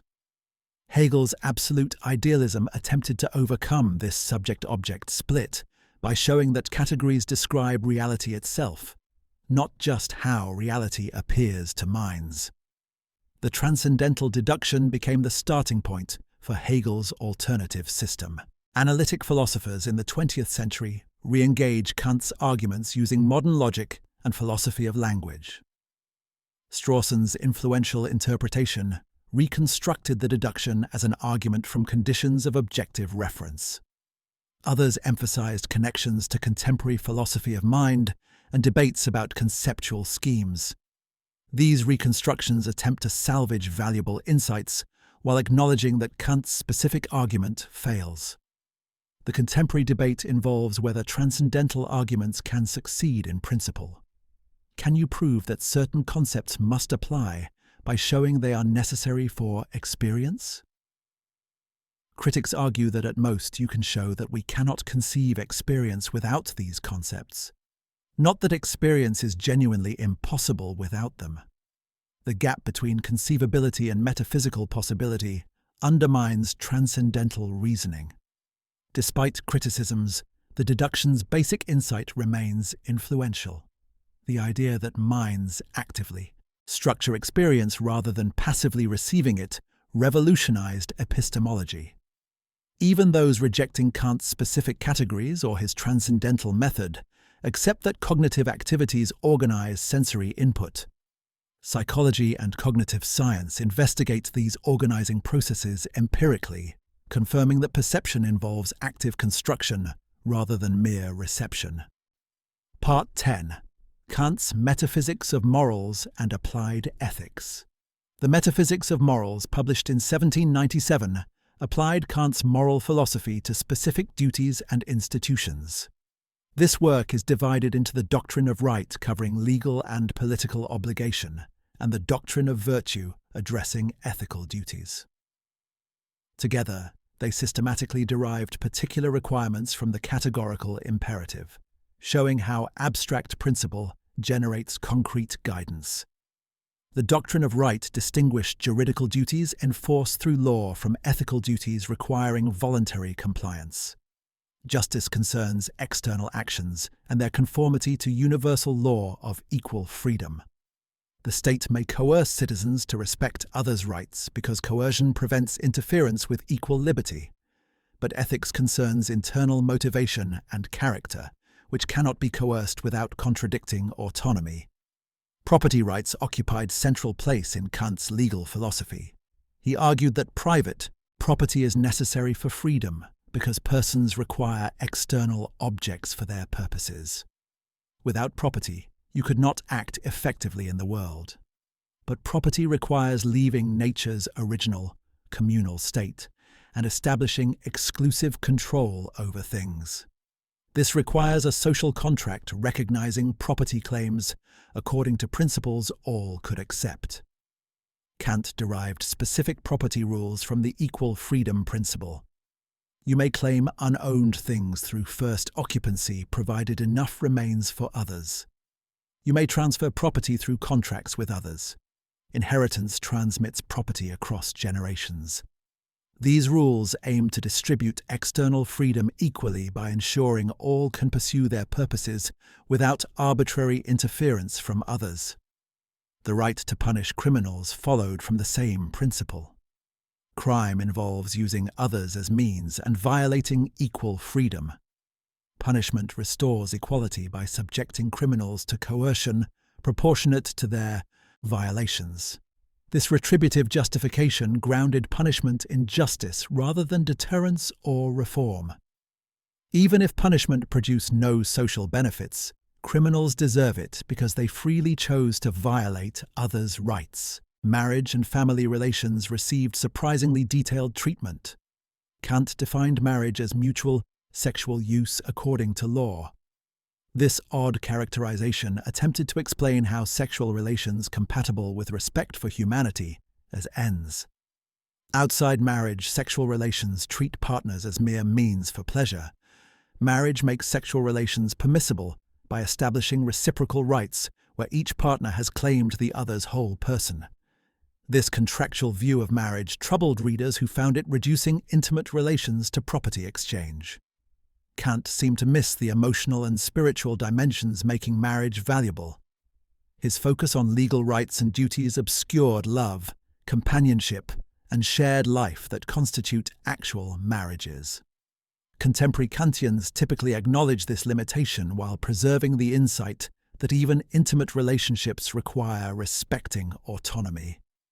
Parent-child relations also followed Kant's basic framework. Parents have duties toward children because they brought children into existence without the children's consent. This creates an obligation to develop children's capacities until they achieve autonomy. Children owe no corresponding duty to parents because they did not choose to be born. Parental authority is legitimate only as a means to children's development, not because parents own children or deserve deference. The doctrine of virtue addressed ethical duties including self-improvement, charity, gratitude, and sympathy. These duties cannot be coerced because they require appropriate internal motivation. You cannot be forced to develop your talents or cultivate compassion. Yet these duties are genuinely obligatory, though only your conscience can enforce them. The distinction between perfect and imperfect duties structured Kant's account. Perfect duties like avoiding lies and violence allow no exceptions. Imperfect duties like charity and self-development require overall commitment, but permit flexibility about how and when to fulfill them. Kant's treatment of lying generated particular controversy. He held that lying is always wrong regardless of consequences, even to murderers seeking victims. This conclusion struck many as absurd. Surely protecting innocent life justifies lying when no alternative exists. Kant's defenders argue that properly formulated maxims allow apparent exceptions without abandoning absolute prohibition. But critics contend that any plausible ethics must consider consequences alongside principles. The casuistry sections examined difficult cases where duties conflict or application is unclear. May you resist authority to prevent injustice? How much charity must you provide? When is self-defense justified? Kant's answers combined careful analysis of principles with attention to practical circumstances. These discussions show him engaging applied ethics seriously despite the system's abstract character. Contemporary Kantian ethics draws heavily on the metaphysics of morals, while developing the framework in new directions. Honora O'Neill, Christine Korsgaard, and others have extended Kantian approaches to contemporary issues, including global justice, animal rights, and bioethics. They preserve the emphasis on respect for autonomy and dignity while modifying particular claims that seem indefensible. The relationship between the metaphysics of morals and the earlier foundational works raises interpretive questions. Does the later work simply apply established principles, or does it revise them? Some apparent inconsistencies suggest Kant's views evolved. The treatment of property, punishment, and marriage seems influenced by empirical concerns and historical context more than pure reason. Whether this represents application or revision remains debated. Part 11. Kant's influence on German idealism. Kant's critical philosophy provoked intense reactions from immediate successors. German idealists, including Fichte, Schelling, and Hegel, attempted to complete Kant's project by overcoming dualisms they found problematic. The distinction between phenomena and noumena, the separation of theoretical and practical reason, and the gap between mind and world all seem to require resolution beyond what Kant provided. Johann Gottlieb Fichte radicalized Kant's idealism by eliminating things in themselves. If noumena are unknowable and can say nothing about them, why posit their existence? Fichte argued that the ego posits both itself and the non-ego through original activity.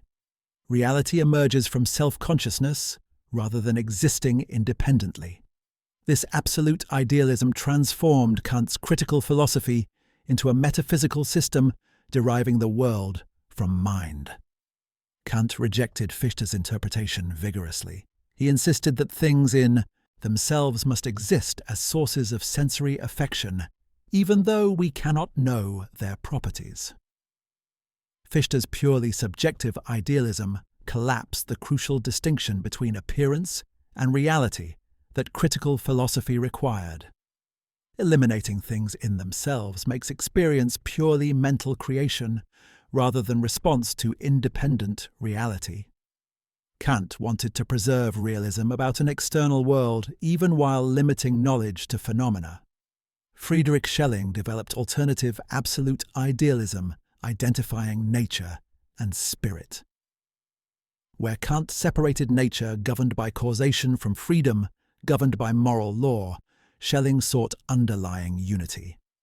Nature exhibits purposive development toward consciousness. Spirit realizes itself through nature's evolution. Aesthetic intuition apprehends this identity where philosophy articulates it systematically.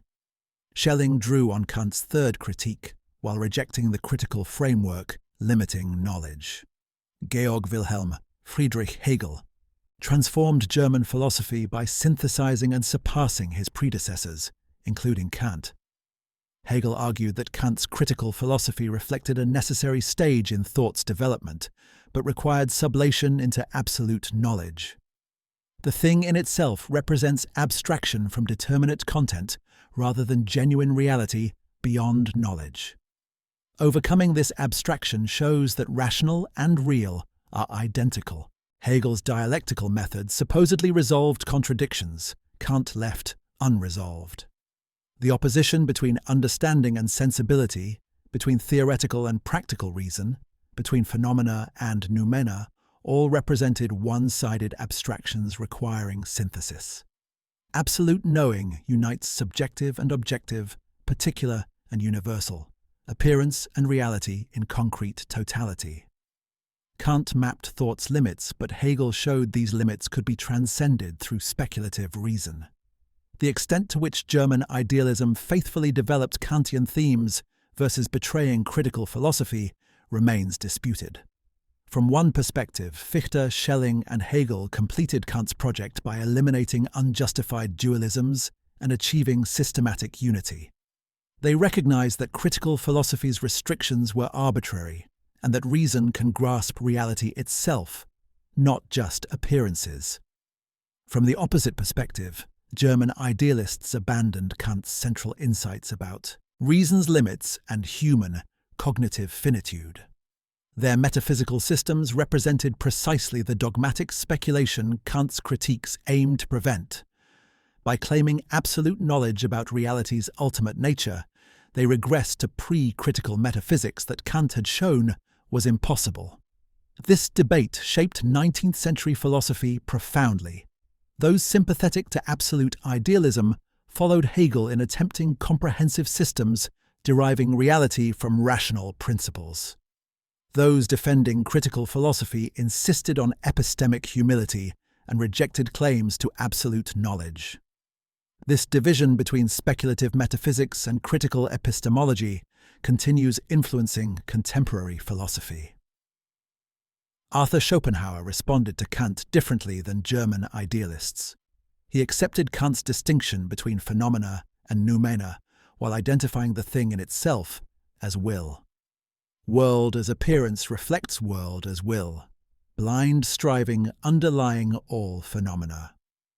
This metaphysical interpretation of Kant combined acceptance of transcendental idealism with pessimistic voluntarism, contrasting sharply with Hegelian optimism about reason. The neo-Kantian movement in the late 19th century rejected speculative idealism and returned to critical philosophy. Thinkers like Hermann Cohen and Paul Natorp argued that Kant's true legacy involved methodology and epistemology rather than metaphysics. They reinterpreted transcendental idealism as logical or methodological doctrine about conditions for scientific knowledge. This stripped away metaphysical elements while preserving the critical examination of cognitive capacities. Understanding Kant's relationship to German idealism requires distinguishing what he actually claimed from how successors interpreted him. Kant maintained careful distinctions and limitations that idealists found arbitrary. Yet his philosophy created conceptual space for idealism by making the phenomenal world mind-dependent. Whether idealist, developments represented legitimate extension or illegitimate distortion of Kantian themes admits no simple answer. Part 12. Kant and Modern Science. Kant's relationship to natural science involved both profound influence and increasing irrelevance as science developed beyond his framework. He aimed to establish necessary foundations for Newtonian physics through transcendental philosophy. But scientific revolutions in the 19th and 20th centuries revealed that principles Kant considered necessary actually were empirical and revisable.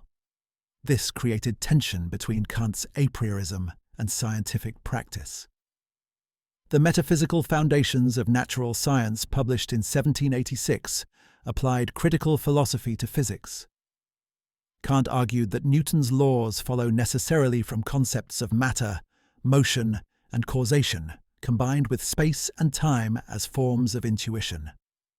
Physics was not merely empirical science, but involved synthetic a priori truths derived from conditions of possible experience.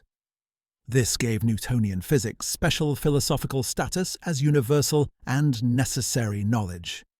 Kant, specifically, defended absolute space and time against relationalist alternatives.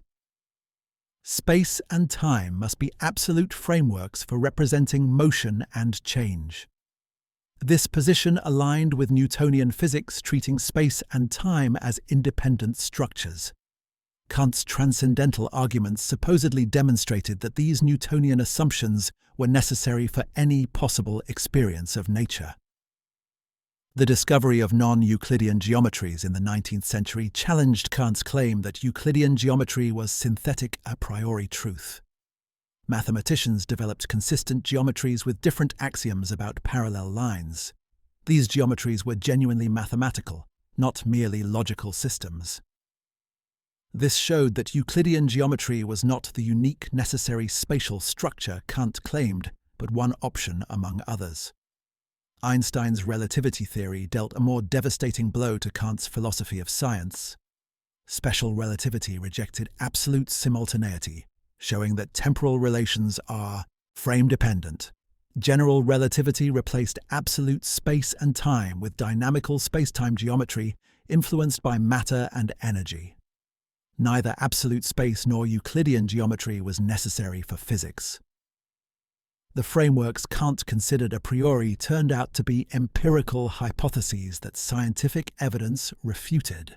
Quantum mechanics raised different challenges for Kantian epistemology. The theory suggests that observation affects quantum systems in ways that blur the distinction between phenomena and noumena.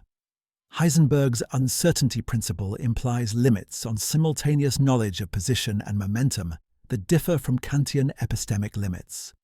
Wave-particle duality challenges the assumption that objects have determinate properties independent of measurement. Start here. These scientific developments suggested that Kant fundamentally misunderstood science's nature. He sought necessary foundations when science actually proceeded through empirical investigation and theory revision. Principles he thought were a priori proved empirically revisable. The mind did not impose unchanging structures on nature, but developed conceptual frameworks that might require replacement as evidence accumulated. However, some philosophers argued that scientific revolutions vindicate rather than refute Kant. Thomas Kuhn's structure of scientific revolutions emphasized paradigms providing frameworks within which research occurs. Normal science investigates phenomena within a paradigm's conceptual structure. Revolutionary science replaces exhausted paradigms with new frameworks. This process resembles Kant's account of mind-imposing structures on experience. Each paradigm functions like a set of synthetic a priori principles, constituting scientific practice during its reign. Michael Friedman developed this Kantian interpretation of scientific change. He argued that each scientific theory includes constitutive a priori elements that define what counts as possible explanation within that framework. These principles are relatively a priori, necessary within their theoretical context, though revisable when paradigms shift. This modified Kantian framework accommodates scientific change while preserving insight that conceptual frameworks structure inquiry. The debate continues about whether anything distinctively Kantian survives confrontation with modern science. Eliminativists argue that Kant's specific doctrines about space, time, and causation are obsolete. Revisionists claim that his general approach to investigating conditions for scientific knowledge remains valuable. Both acknowledge that physics no longer needs or supports Kantian philosophical foundations. Contemporary philosophy of science wrestles with questions Kant raised, even while rejecting his answers. How do conceptual frameworks relate to empirical content? What role do non-empirical principles play in scientific theories?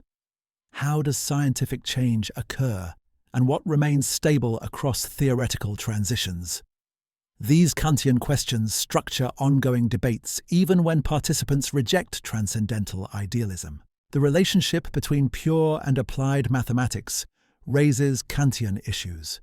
Pure mathematics develops abstract structures through logical deduction. Applied mathematics describes physical phenomena. How do purely formal systems apply to empirical reality? Kant's account of mathematics as synthetic a priori construction in pure intuition attempted to explain this. Modern alternatives treat mathematics as an analytic system, gaining empirical content through physical interpretation. But the basic problem Kant identified persists. Cognitive science and neuroscience investigate how minds structure experience, providing an empirical approach to questions Kant addressed philosophically. Research reveals that perception involves active construction rather than passive reception. Neural mechanisms impose organization on sensory input, confirming Kant's insight that minds contribute to experience's structure. However, these processes are contingent biological features, not necessary, transcendental conditions. Some philosophers argue that Kant's epistemology can be naturalized by treating transcendental arguments empirically. Instead of deducing necessary conditions for any possible experience, we investigate actual conditions for human cognition. This preserves Kant's emphasis on the mind's active role while abandoning claims about necessity and universality. Critics respond that naturalized epistemology abandons what made Kant's approach distinctive and philosophically important. Part 13. Kant's Ethics in Contemporary Moral Philosophy. Kantian ethics profoundly influences contemporary moral philosophy despite challenges and criticisms. The concepts of autonomy, dignity, and categorical imperative structure, ongoing debates about moral theory and applied ethics. Philosophers working in Kantian tradition have developed his insights in new directions, while addressing objections that accumulated over 2 centuries.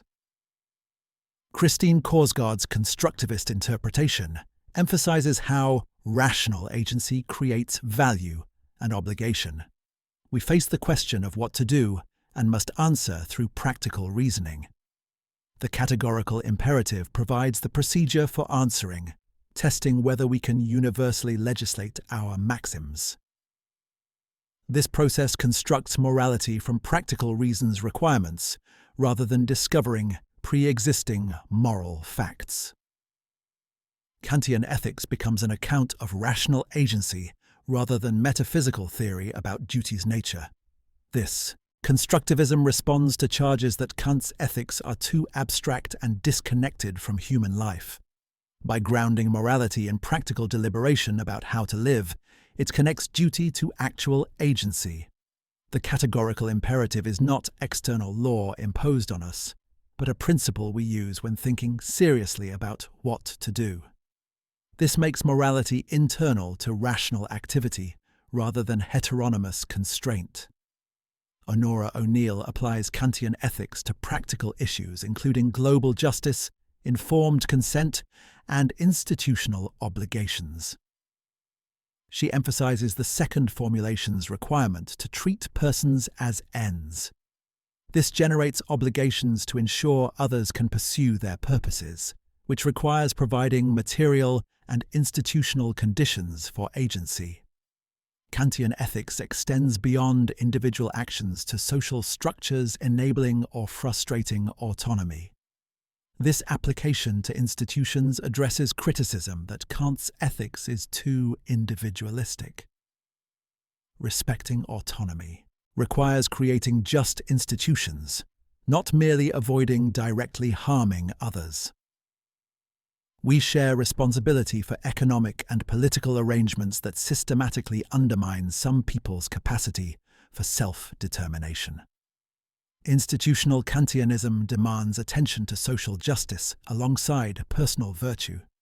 The debate between Kantian and consequentialist ethics continues structuring contemporary moral philosophy. Consequentialists argue that outcomes matter morally and that rigid principles divorced from consequences produce absurd conclusions. Kantians respond that consequences cannot exhaust morality because how we treat persons matters independent of results. Lying to someone wrongs them even if it produces better outcomes. Using someone as mere means violates their dignity, regardless of utility. This debate appears in applied ethics contexts constantly. Medical ethics confronts questions about informed consent, patient autonomy, and paternalism. Kantian emphasis on autonomy supports strong informed consent requirements, even when deception might benefit patients. Business ethics addresses whether deceptive marketing or exploitation of workers can be justified by profits. Kantian principles prohibit these practices regardless of economic benefits. Environmental ethics raises challenges for Kantian framework. If only rational agents have dignity and moral status, what about non-human animals and nature? Kant himself held that duties regarding animals are indirect, mattering only because cruelty affects human character. This anthropocentrism seems morally arbitrary and inadequate for addressing environmental destruction. Contemporary Kantians develop accounts extending moral consideration beyond humans, while preserving distinctive emphasis on rational agency. Virtue ethics poses a different challenge to Kantian moral psychology. Kant focused on actions performed from duty rather than character traits expressed through actions. Critics argue this makes morality too narrow, ignoring wisdom, courage, compassion, and other virtues central to good life. Kantians respond that developing virtue requires committing to moral principles. Character and duty are complementary rather than alternative grounds for ethics. The psychology of moral motivation generates ongoing controversy. Research in moral psychology shows that emotions and intuitions drive moral judgments more than rational reflection. People moralize based on gut reactions, then construct reasons justifying their intuitions. This seems to challenge Kant's rationalist picture, where reflection on principles guides action. Kantians might respond that describing how people actually decide is different from determining how they should decide. Even if emotion typically motivates, moral deliberation requires rational evaluation of principles. Feminist critiques of Kant's ethics emphasize its limitations regarding care, relationships, and particular attachments. The focus on universal principles seems to devalue partiality toward family and friends. Caring for your children differently than strangers apparently violates impartiality. Yet such partiality seems not merely permissible, but required for good relationships. Care ethics offers alternatives emphasizing responsiveness to particular others and value of caring relationships. Kantians have developed several responses.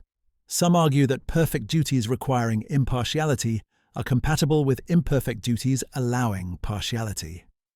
You must not violate anyone's rights, but you may prioritize some people in providing assistance.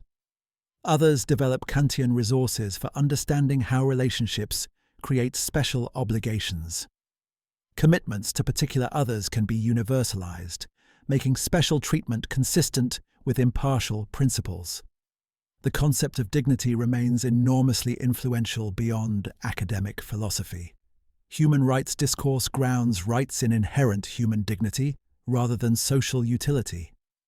This Kantian foundation protects individuals against utilitarian calculation, sacrificing some for others' benefit. International declarations and constitutional provisions regularly invoke human dignity as justification for rights and protections. However, the application of dignity to concrete cases generates controversy. Does dignity require prohibiting assisted suicide, or does dignity include autonomy to control your death? Does dignity prohibit selling organs, or does dignity include freedom to use your body as you choose? Kant's abstract principle underdetermines answers to these questions, requiring further argument about what respecting dignity entails. Contemporary Kantianism faces the challenge of preserving valuable insights while acknowledging limitations. Few philosophers accept Kant's specific formulations unchanged, but the emphasis on autonomy, dignity, and principles that could be universally legislated continues shaping moral thought. The ongoing project involves developing these concepts in ways that address modern concerns while maintaining connections to Kant's original insights. Part 14. Criticisms, Limitations, and Blind Spots. Any honest assessment of Kant must confront his limitations and blind spots alongside his achievements. No philosopher transcends their historical context completely. Kant exhibited prejudices and errors that diminish his legacy, even while his contributions remain immense. Understanding these limitations clarifies both what we can learn from Kant and where we must go beyond him. The most obvious limitation involves Kant's views on race and non-European peoples. His lectures on anthropology and geography contained racist classifications, ranking peoples hierarchically. He considered whites superior to other races in intelligence and moral capacity. He described Africans as naturally suited for slavery and Native Americans as lacking full humanity. These views were not incidental remarks, but integrated into his anthropological theorizing. Recent scholarship has debated whether these racist views are essential to Kant's philosophy or separable from his valuable contributions. Some argue that Kant's transcendental philosophy about universal rational nature contradicts his empirical racism. Reason is the same in all humans regardless of race, making racist hierarchies philosophically inconsistent with his own principles. The racism reflects personal prejudice and historical context rather than necessary implications of critical philosophy. Others contend that the racism connects more deeply to Kant's thought. His teleological history involved stages of development toward enlightenment, with European civilization supposedly most advanced. The categories and forms structuring experience might reflect particular cognitive capacities rather than universal human nature. If different peoples have different cognitive structures, Kant's universalism collapses into relativism or racism. This disturbing possibility suggests that critical philosophy's foundations require examination. The treatment of women in Kant's philosophy exhibited conventional 18th-century patriarchy. He denied women full civil independence because they supposedly lacked capacity for rational autonomy. Women were emotional rather than rational, suited for domestic roles rather than public citizenship. Marriage made women dependent on husbands, denying them the autonomy Kant proclaimed as fundamental human characteristics. This exclusion of women from full moral and political standing contradicts Kant's explicit principles. If rational agency generates dignity and rights, why do women lack these? Kant never provided an adequate answer. His defenders note that applying his principles consistently requires extending rights to women, despite his personal failures. Kant's philosophy contains resources for feminist critique, even though Kant himself failed to apply them consistently. The assumption that rational autonomy is humanity's defining characteristic itself might be questioned. Kant's focus on rationality devalued emotion, care, embodiment, and vulnerability. Real human lives involve dependence on others, emotional connections, and physical needs. The ideal of autonomous rational agents seems detached from actual human existence. Feminist philosophers argue for alternative ethical frameworks, recognizing interdependence and care alongside autonomy. Kant's rigorous systematizing generated both strengths and weaknesses. The architectonic unity impresses through comprehensive scope and logical connections between parts. But this systematicity also produced rigidity. When empirical findings or practical considerations conflicted with the system's demands, Kant often maintained the system at experience's expense. His absurd claim that lying is always wrong, even to murderers, exemplifies how attachment to abstract principle overrode practical wisdom. The writing style presents serious obstacles to understanding. Kant's German is notoriously difficult even for native speakers. Long sentences with multiple subordinate clauses, technical vocabulary defined through other technical terms, and abstract argumentation requiring sustained attention make his works forbidding. This inaccessibility means most people encounter Kant through secondary sources rather than primary texts, creating distance from his actual arguments. Some critics argue this obscurity reflects confused thinking rather than profound depth. If ideas were clear, they could be stated clearly. Kant's opacity might indicate that he never fully worked out his position, rather than that the position is subtle. Defenders respond that the difficulty reflects subject matter's complexity. Transcendental philosophy requires careful distinctions and arguments that cannot be simplified without distortion. The question of whether Kant actually proved what he claimed remains disputed. Did the transcendental deduction successfully demonstrate that categories necessarily apply to experience? Do moral arguments establish categorical imperative as supreme principle? Does critical philosophy successfully limit reason to make room for faith? Philosophers continue debating whether Kant's arguments work even when they accept his conclusions. The historical contingency of Kant's framework troubles some readers. His epistemology aimed to vindicate Newtonian physics that subsequent science revised. His moral psychology assumed rational agency that neuroscience questions. His political philosophy reflected 18th-century European conditions, now obsolete. Perhaps his philosophy captured one historical moment's intellectual situation, rather than discovering timeless truths about human nature. However, this criticism might be unfair. All philosophy responds to its historical situation. That Kant addressed concerns particular to Enlightenment Europe does not mean his answers lack broader relevance. Later generations can extract valuable insights while discarding dated elements. The task involves critical appropriation rather than wholesale acceptance or rejection. The relationship between Kant's systematic philosophy and his practical judgments often exhibited tension. His abstract principles supported progressive conclusions about peace, education, and enlightenment. But his concrete political stances were cautious to the point of conservatism. He endorsed existing social hierarchies while proclaiming universal equality. He criticized revolution while supporting republican principles. These contradictions reveal that even great systematic thinkers struggle to connect theory and practice consistently. Contemporary Kant scholarship increasingly acknowledges his limitations while preserving valuable contributions. We can accept his insights about autonomy, dignity, and conditions for knowledge while rejecting racist and sexist applications.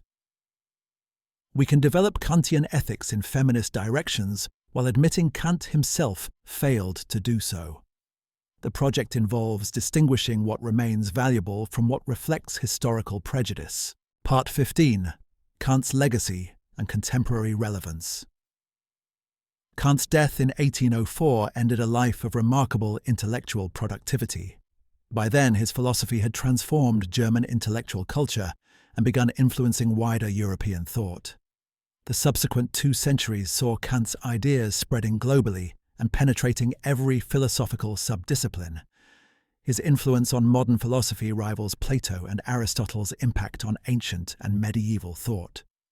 The immediate legacy involved the German idealist movement that attempted to complete or surpass critical philosophy.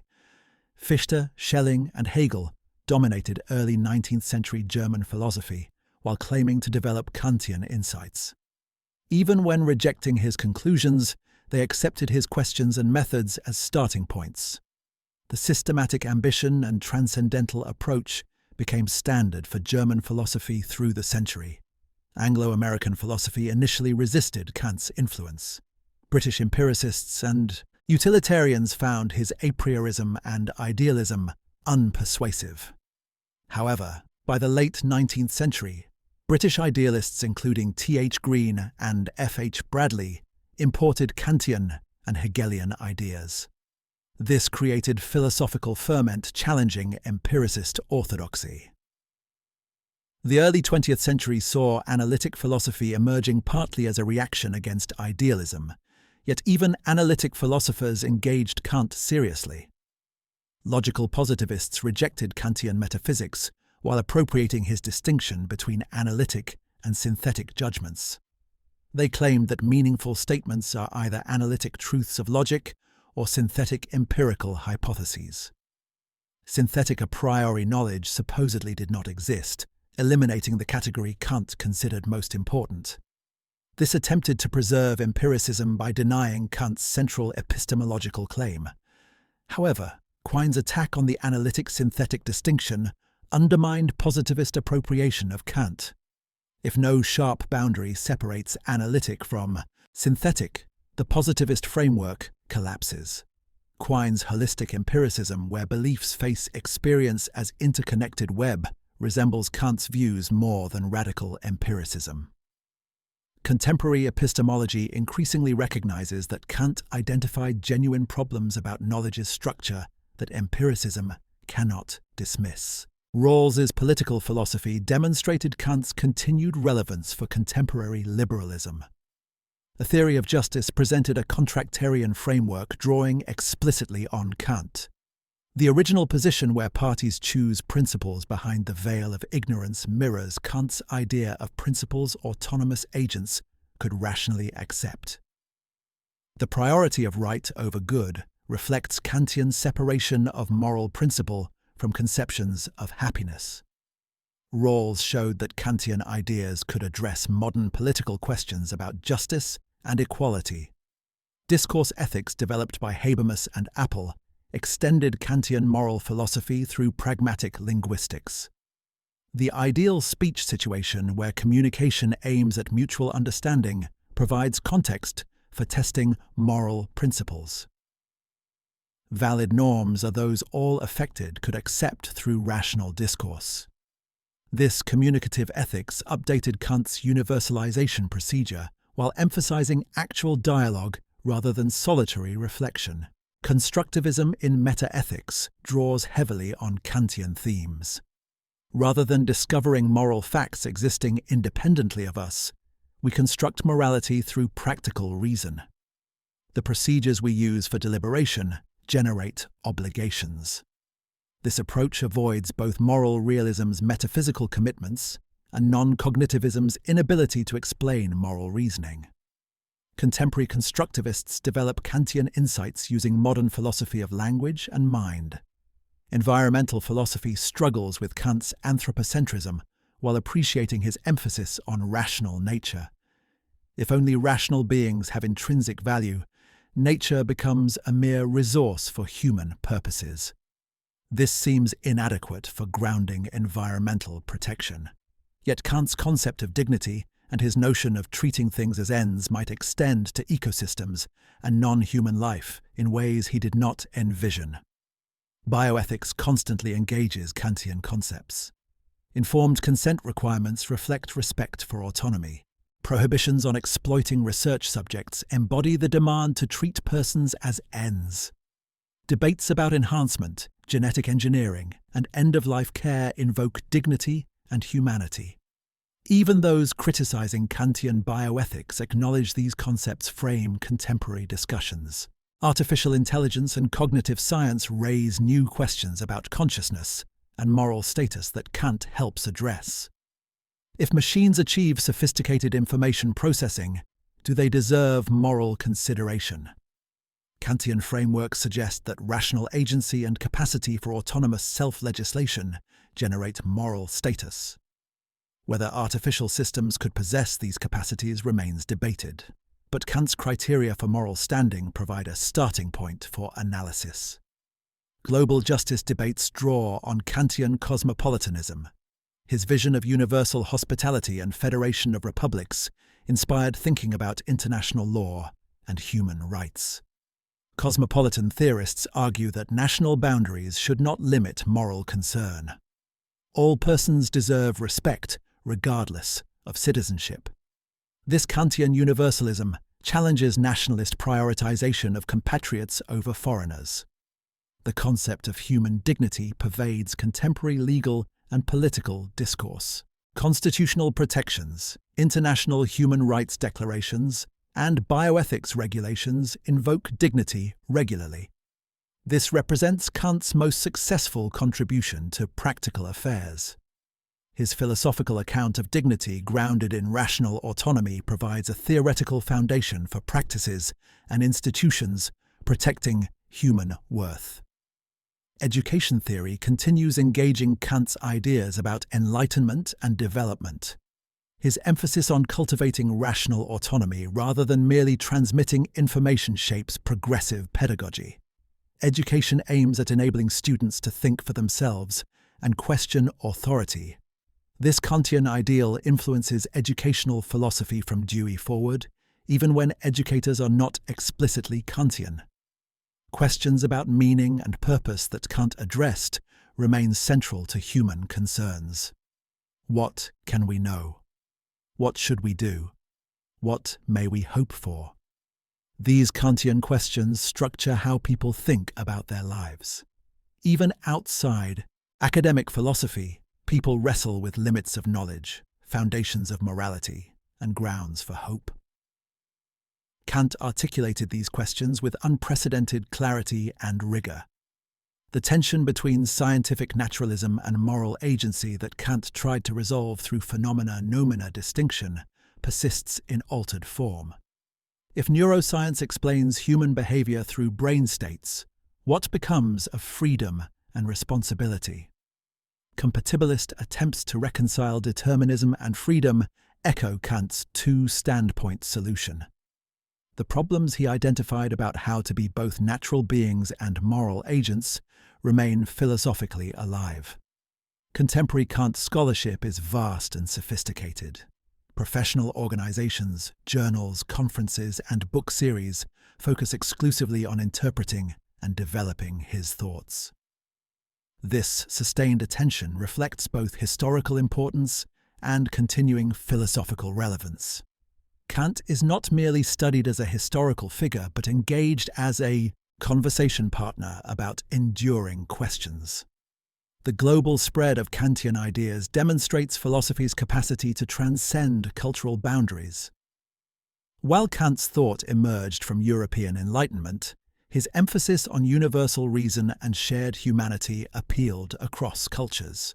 Japanese, Indian, Chinese, and Latin American philosophers engage Kant seriously, sometimes criticizing Western assumptions while appropriating valuable insights.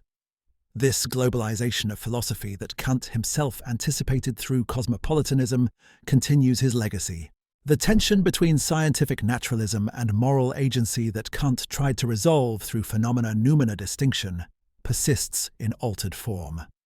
If neuroscience explains human behavior through brain states, what becomes of freedom and responsibility?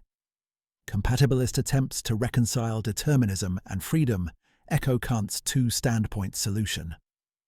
The problems he identified about how to be both natural beings and moral agents remain philosophically alive. Contemporary Kant scholarship is vast and sophisticated. Professional organizations, journals, conferences, and book series focus exclusively on interpreting and developing his thoughts. This sustained attention reflects both historical importance and continuing philosophical relevance. Kant is not merely studied as a historical figure, but engaged as a conversation partner about enduring questions. The global spread of Kantian ideas demonstrates philosophy's capacity to transcend cultural boundaries. While Kant's thought emerged from European Enlightenment, his emphasis on universal reason and shared humanity appealed across cultures. Japanese, Indian, Chinese, and Latin American philosophers engage Kant seriously, sometimes criticizing Western assumptions while appropriating valuable insights. This globalization of philosophy that Kant himself anticipated through cosmopolitanism continues his legacy. Conclusion: the enduring significance of critical philosophy. Immanuel Kant transformed philosophy by systematically investigating reason's capacities and limits. His critical method of examining what makes knowledge, morality, and judgment possible before addressing substantive questions established new standards for philosophical rigor. Whether or not his specific doctrines succeed, his fundamental questions and systematic approach permanently changed philosophical inquiry. The Copernican revolution in epistemology made the mind's active contribution to experience central to understanding knowledge.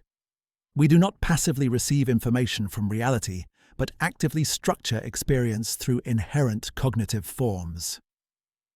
This insight influenced psychology, cognitive science, linguistics, and philosophy of science. Even those rejecting transcendental idealism acknowledge that perception and cognition involve constructive processes rather than mere reception. The moral philosophy, grounding obligation in rational autonomy rather than divine command, tradition, or consequences, provided a secular foundation for ethics. The categorical imperatives demand for universalizable principles and respect for persons as ends generated frameworks for thinking about rights, duties, and dignity. Contemporary moral philosophy accepts Kantian questions about foundations even when proposing alternative answers.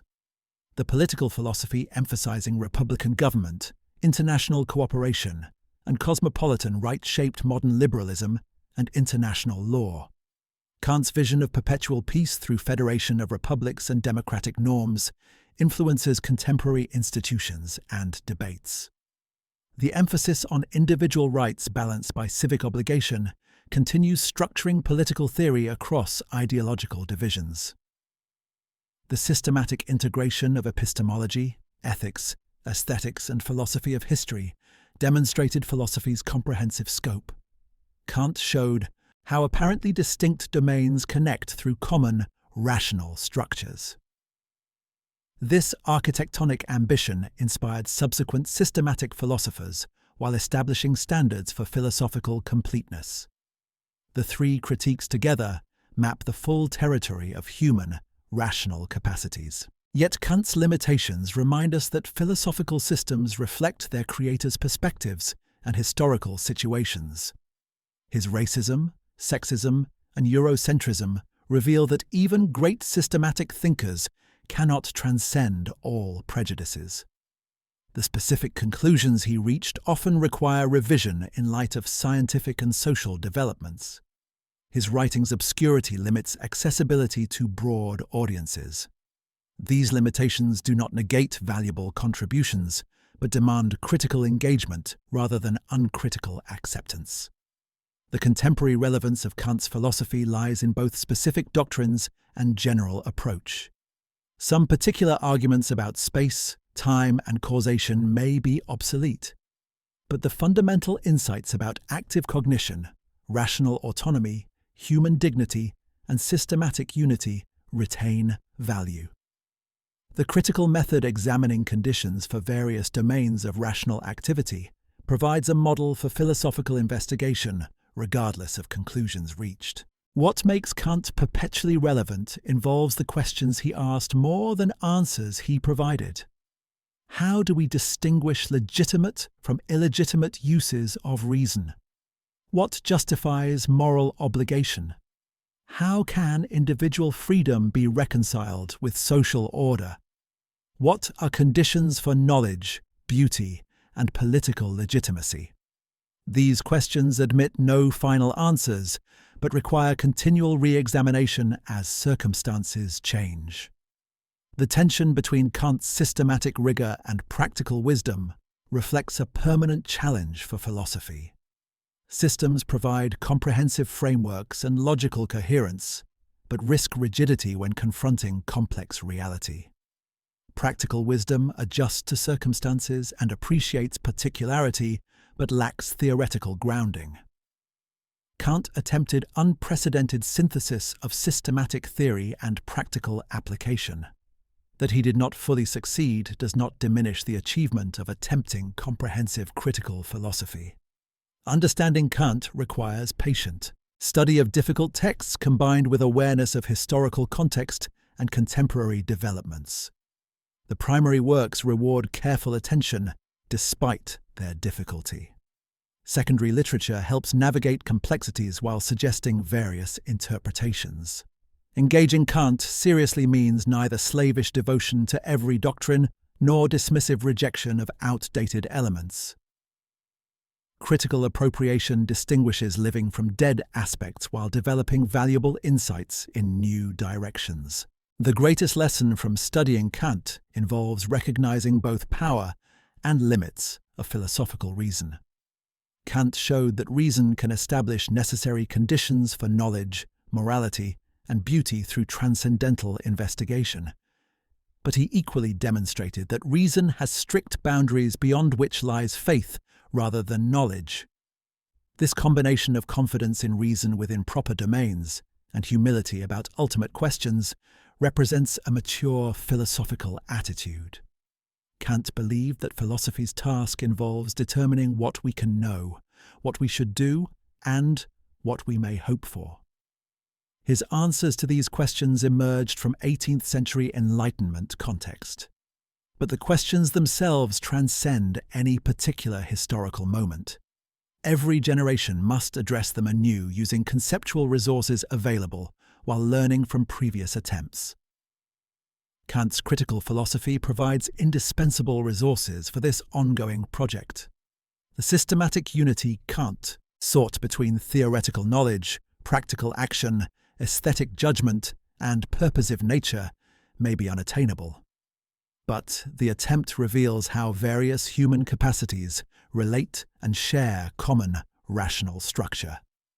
Whether or not reality is as Kant described, his account of how we experience, evaluate, and act in the world illuminates something essential about human existence.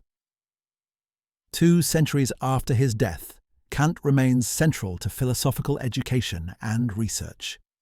Students read Kant not merely for historical understanding, but as a living voice in contemporary debates.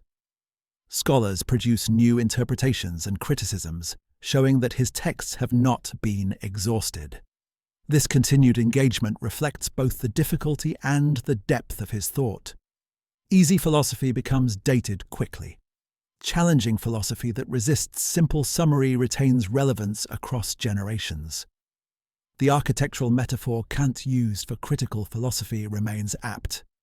He sought to establish secure foundations for human knowledge, determine proper boundaries between domains, and show how different parts of the structure connect. Whether or not the specific architecture he designed remains habitable, the building project continues. Contemporary philosophy still addresses problems Kant identified using methods he pioneered. We cannot simply abandon the critical project even when rejecting particular Kantian solutions. Ultimately, Kant's significance lies in demonstrating that philosophical thinking requires both ambition and humility. Ambition to address fundamental questions about knowledge, morality, beauty, and human destiny comprehensively. Humility to acknowledge when questions exceed our capacity to answer. This combination of systematic rigor and critical restraint represents philosophical maturity that later thinkers still seek. Kant showed that philosophy done well involves knowing both what reason can achieve and where its limits lie. His legacy is not a fixed doctrine demanding allegiance, but an ongoing invitation to think critically about human, rational capacities. Every engagement with Kant's texts offers opportunity for philosophical development through wrestling with his arguments. Whether we ultimately agree or disagree, Kant makes us better philosophers by forcing careful attention to fundamental questions about what we can know, what we should do, and what we may hope for in this world.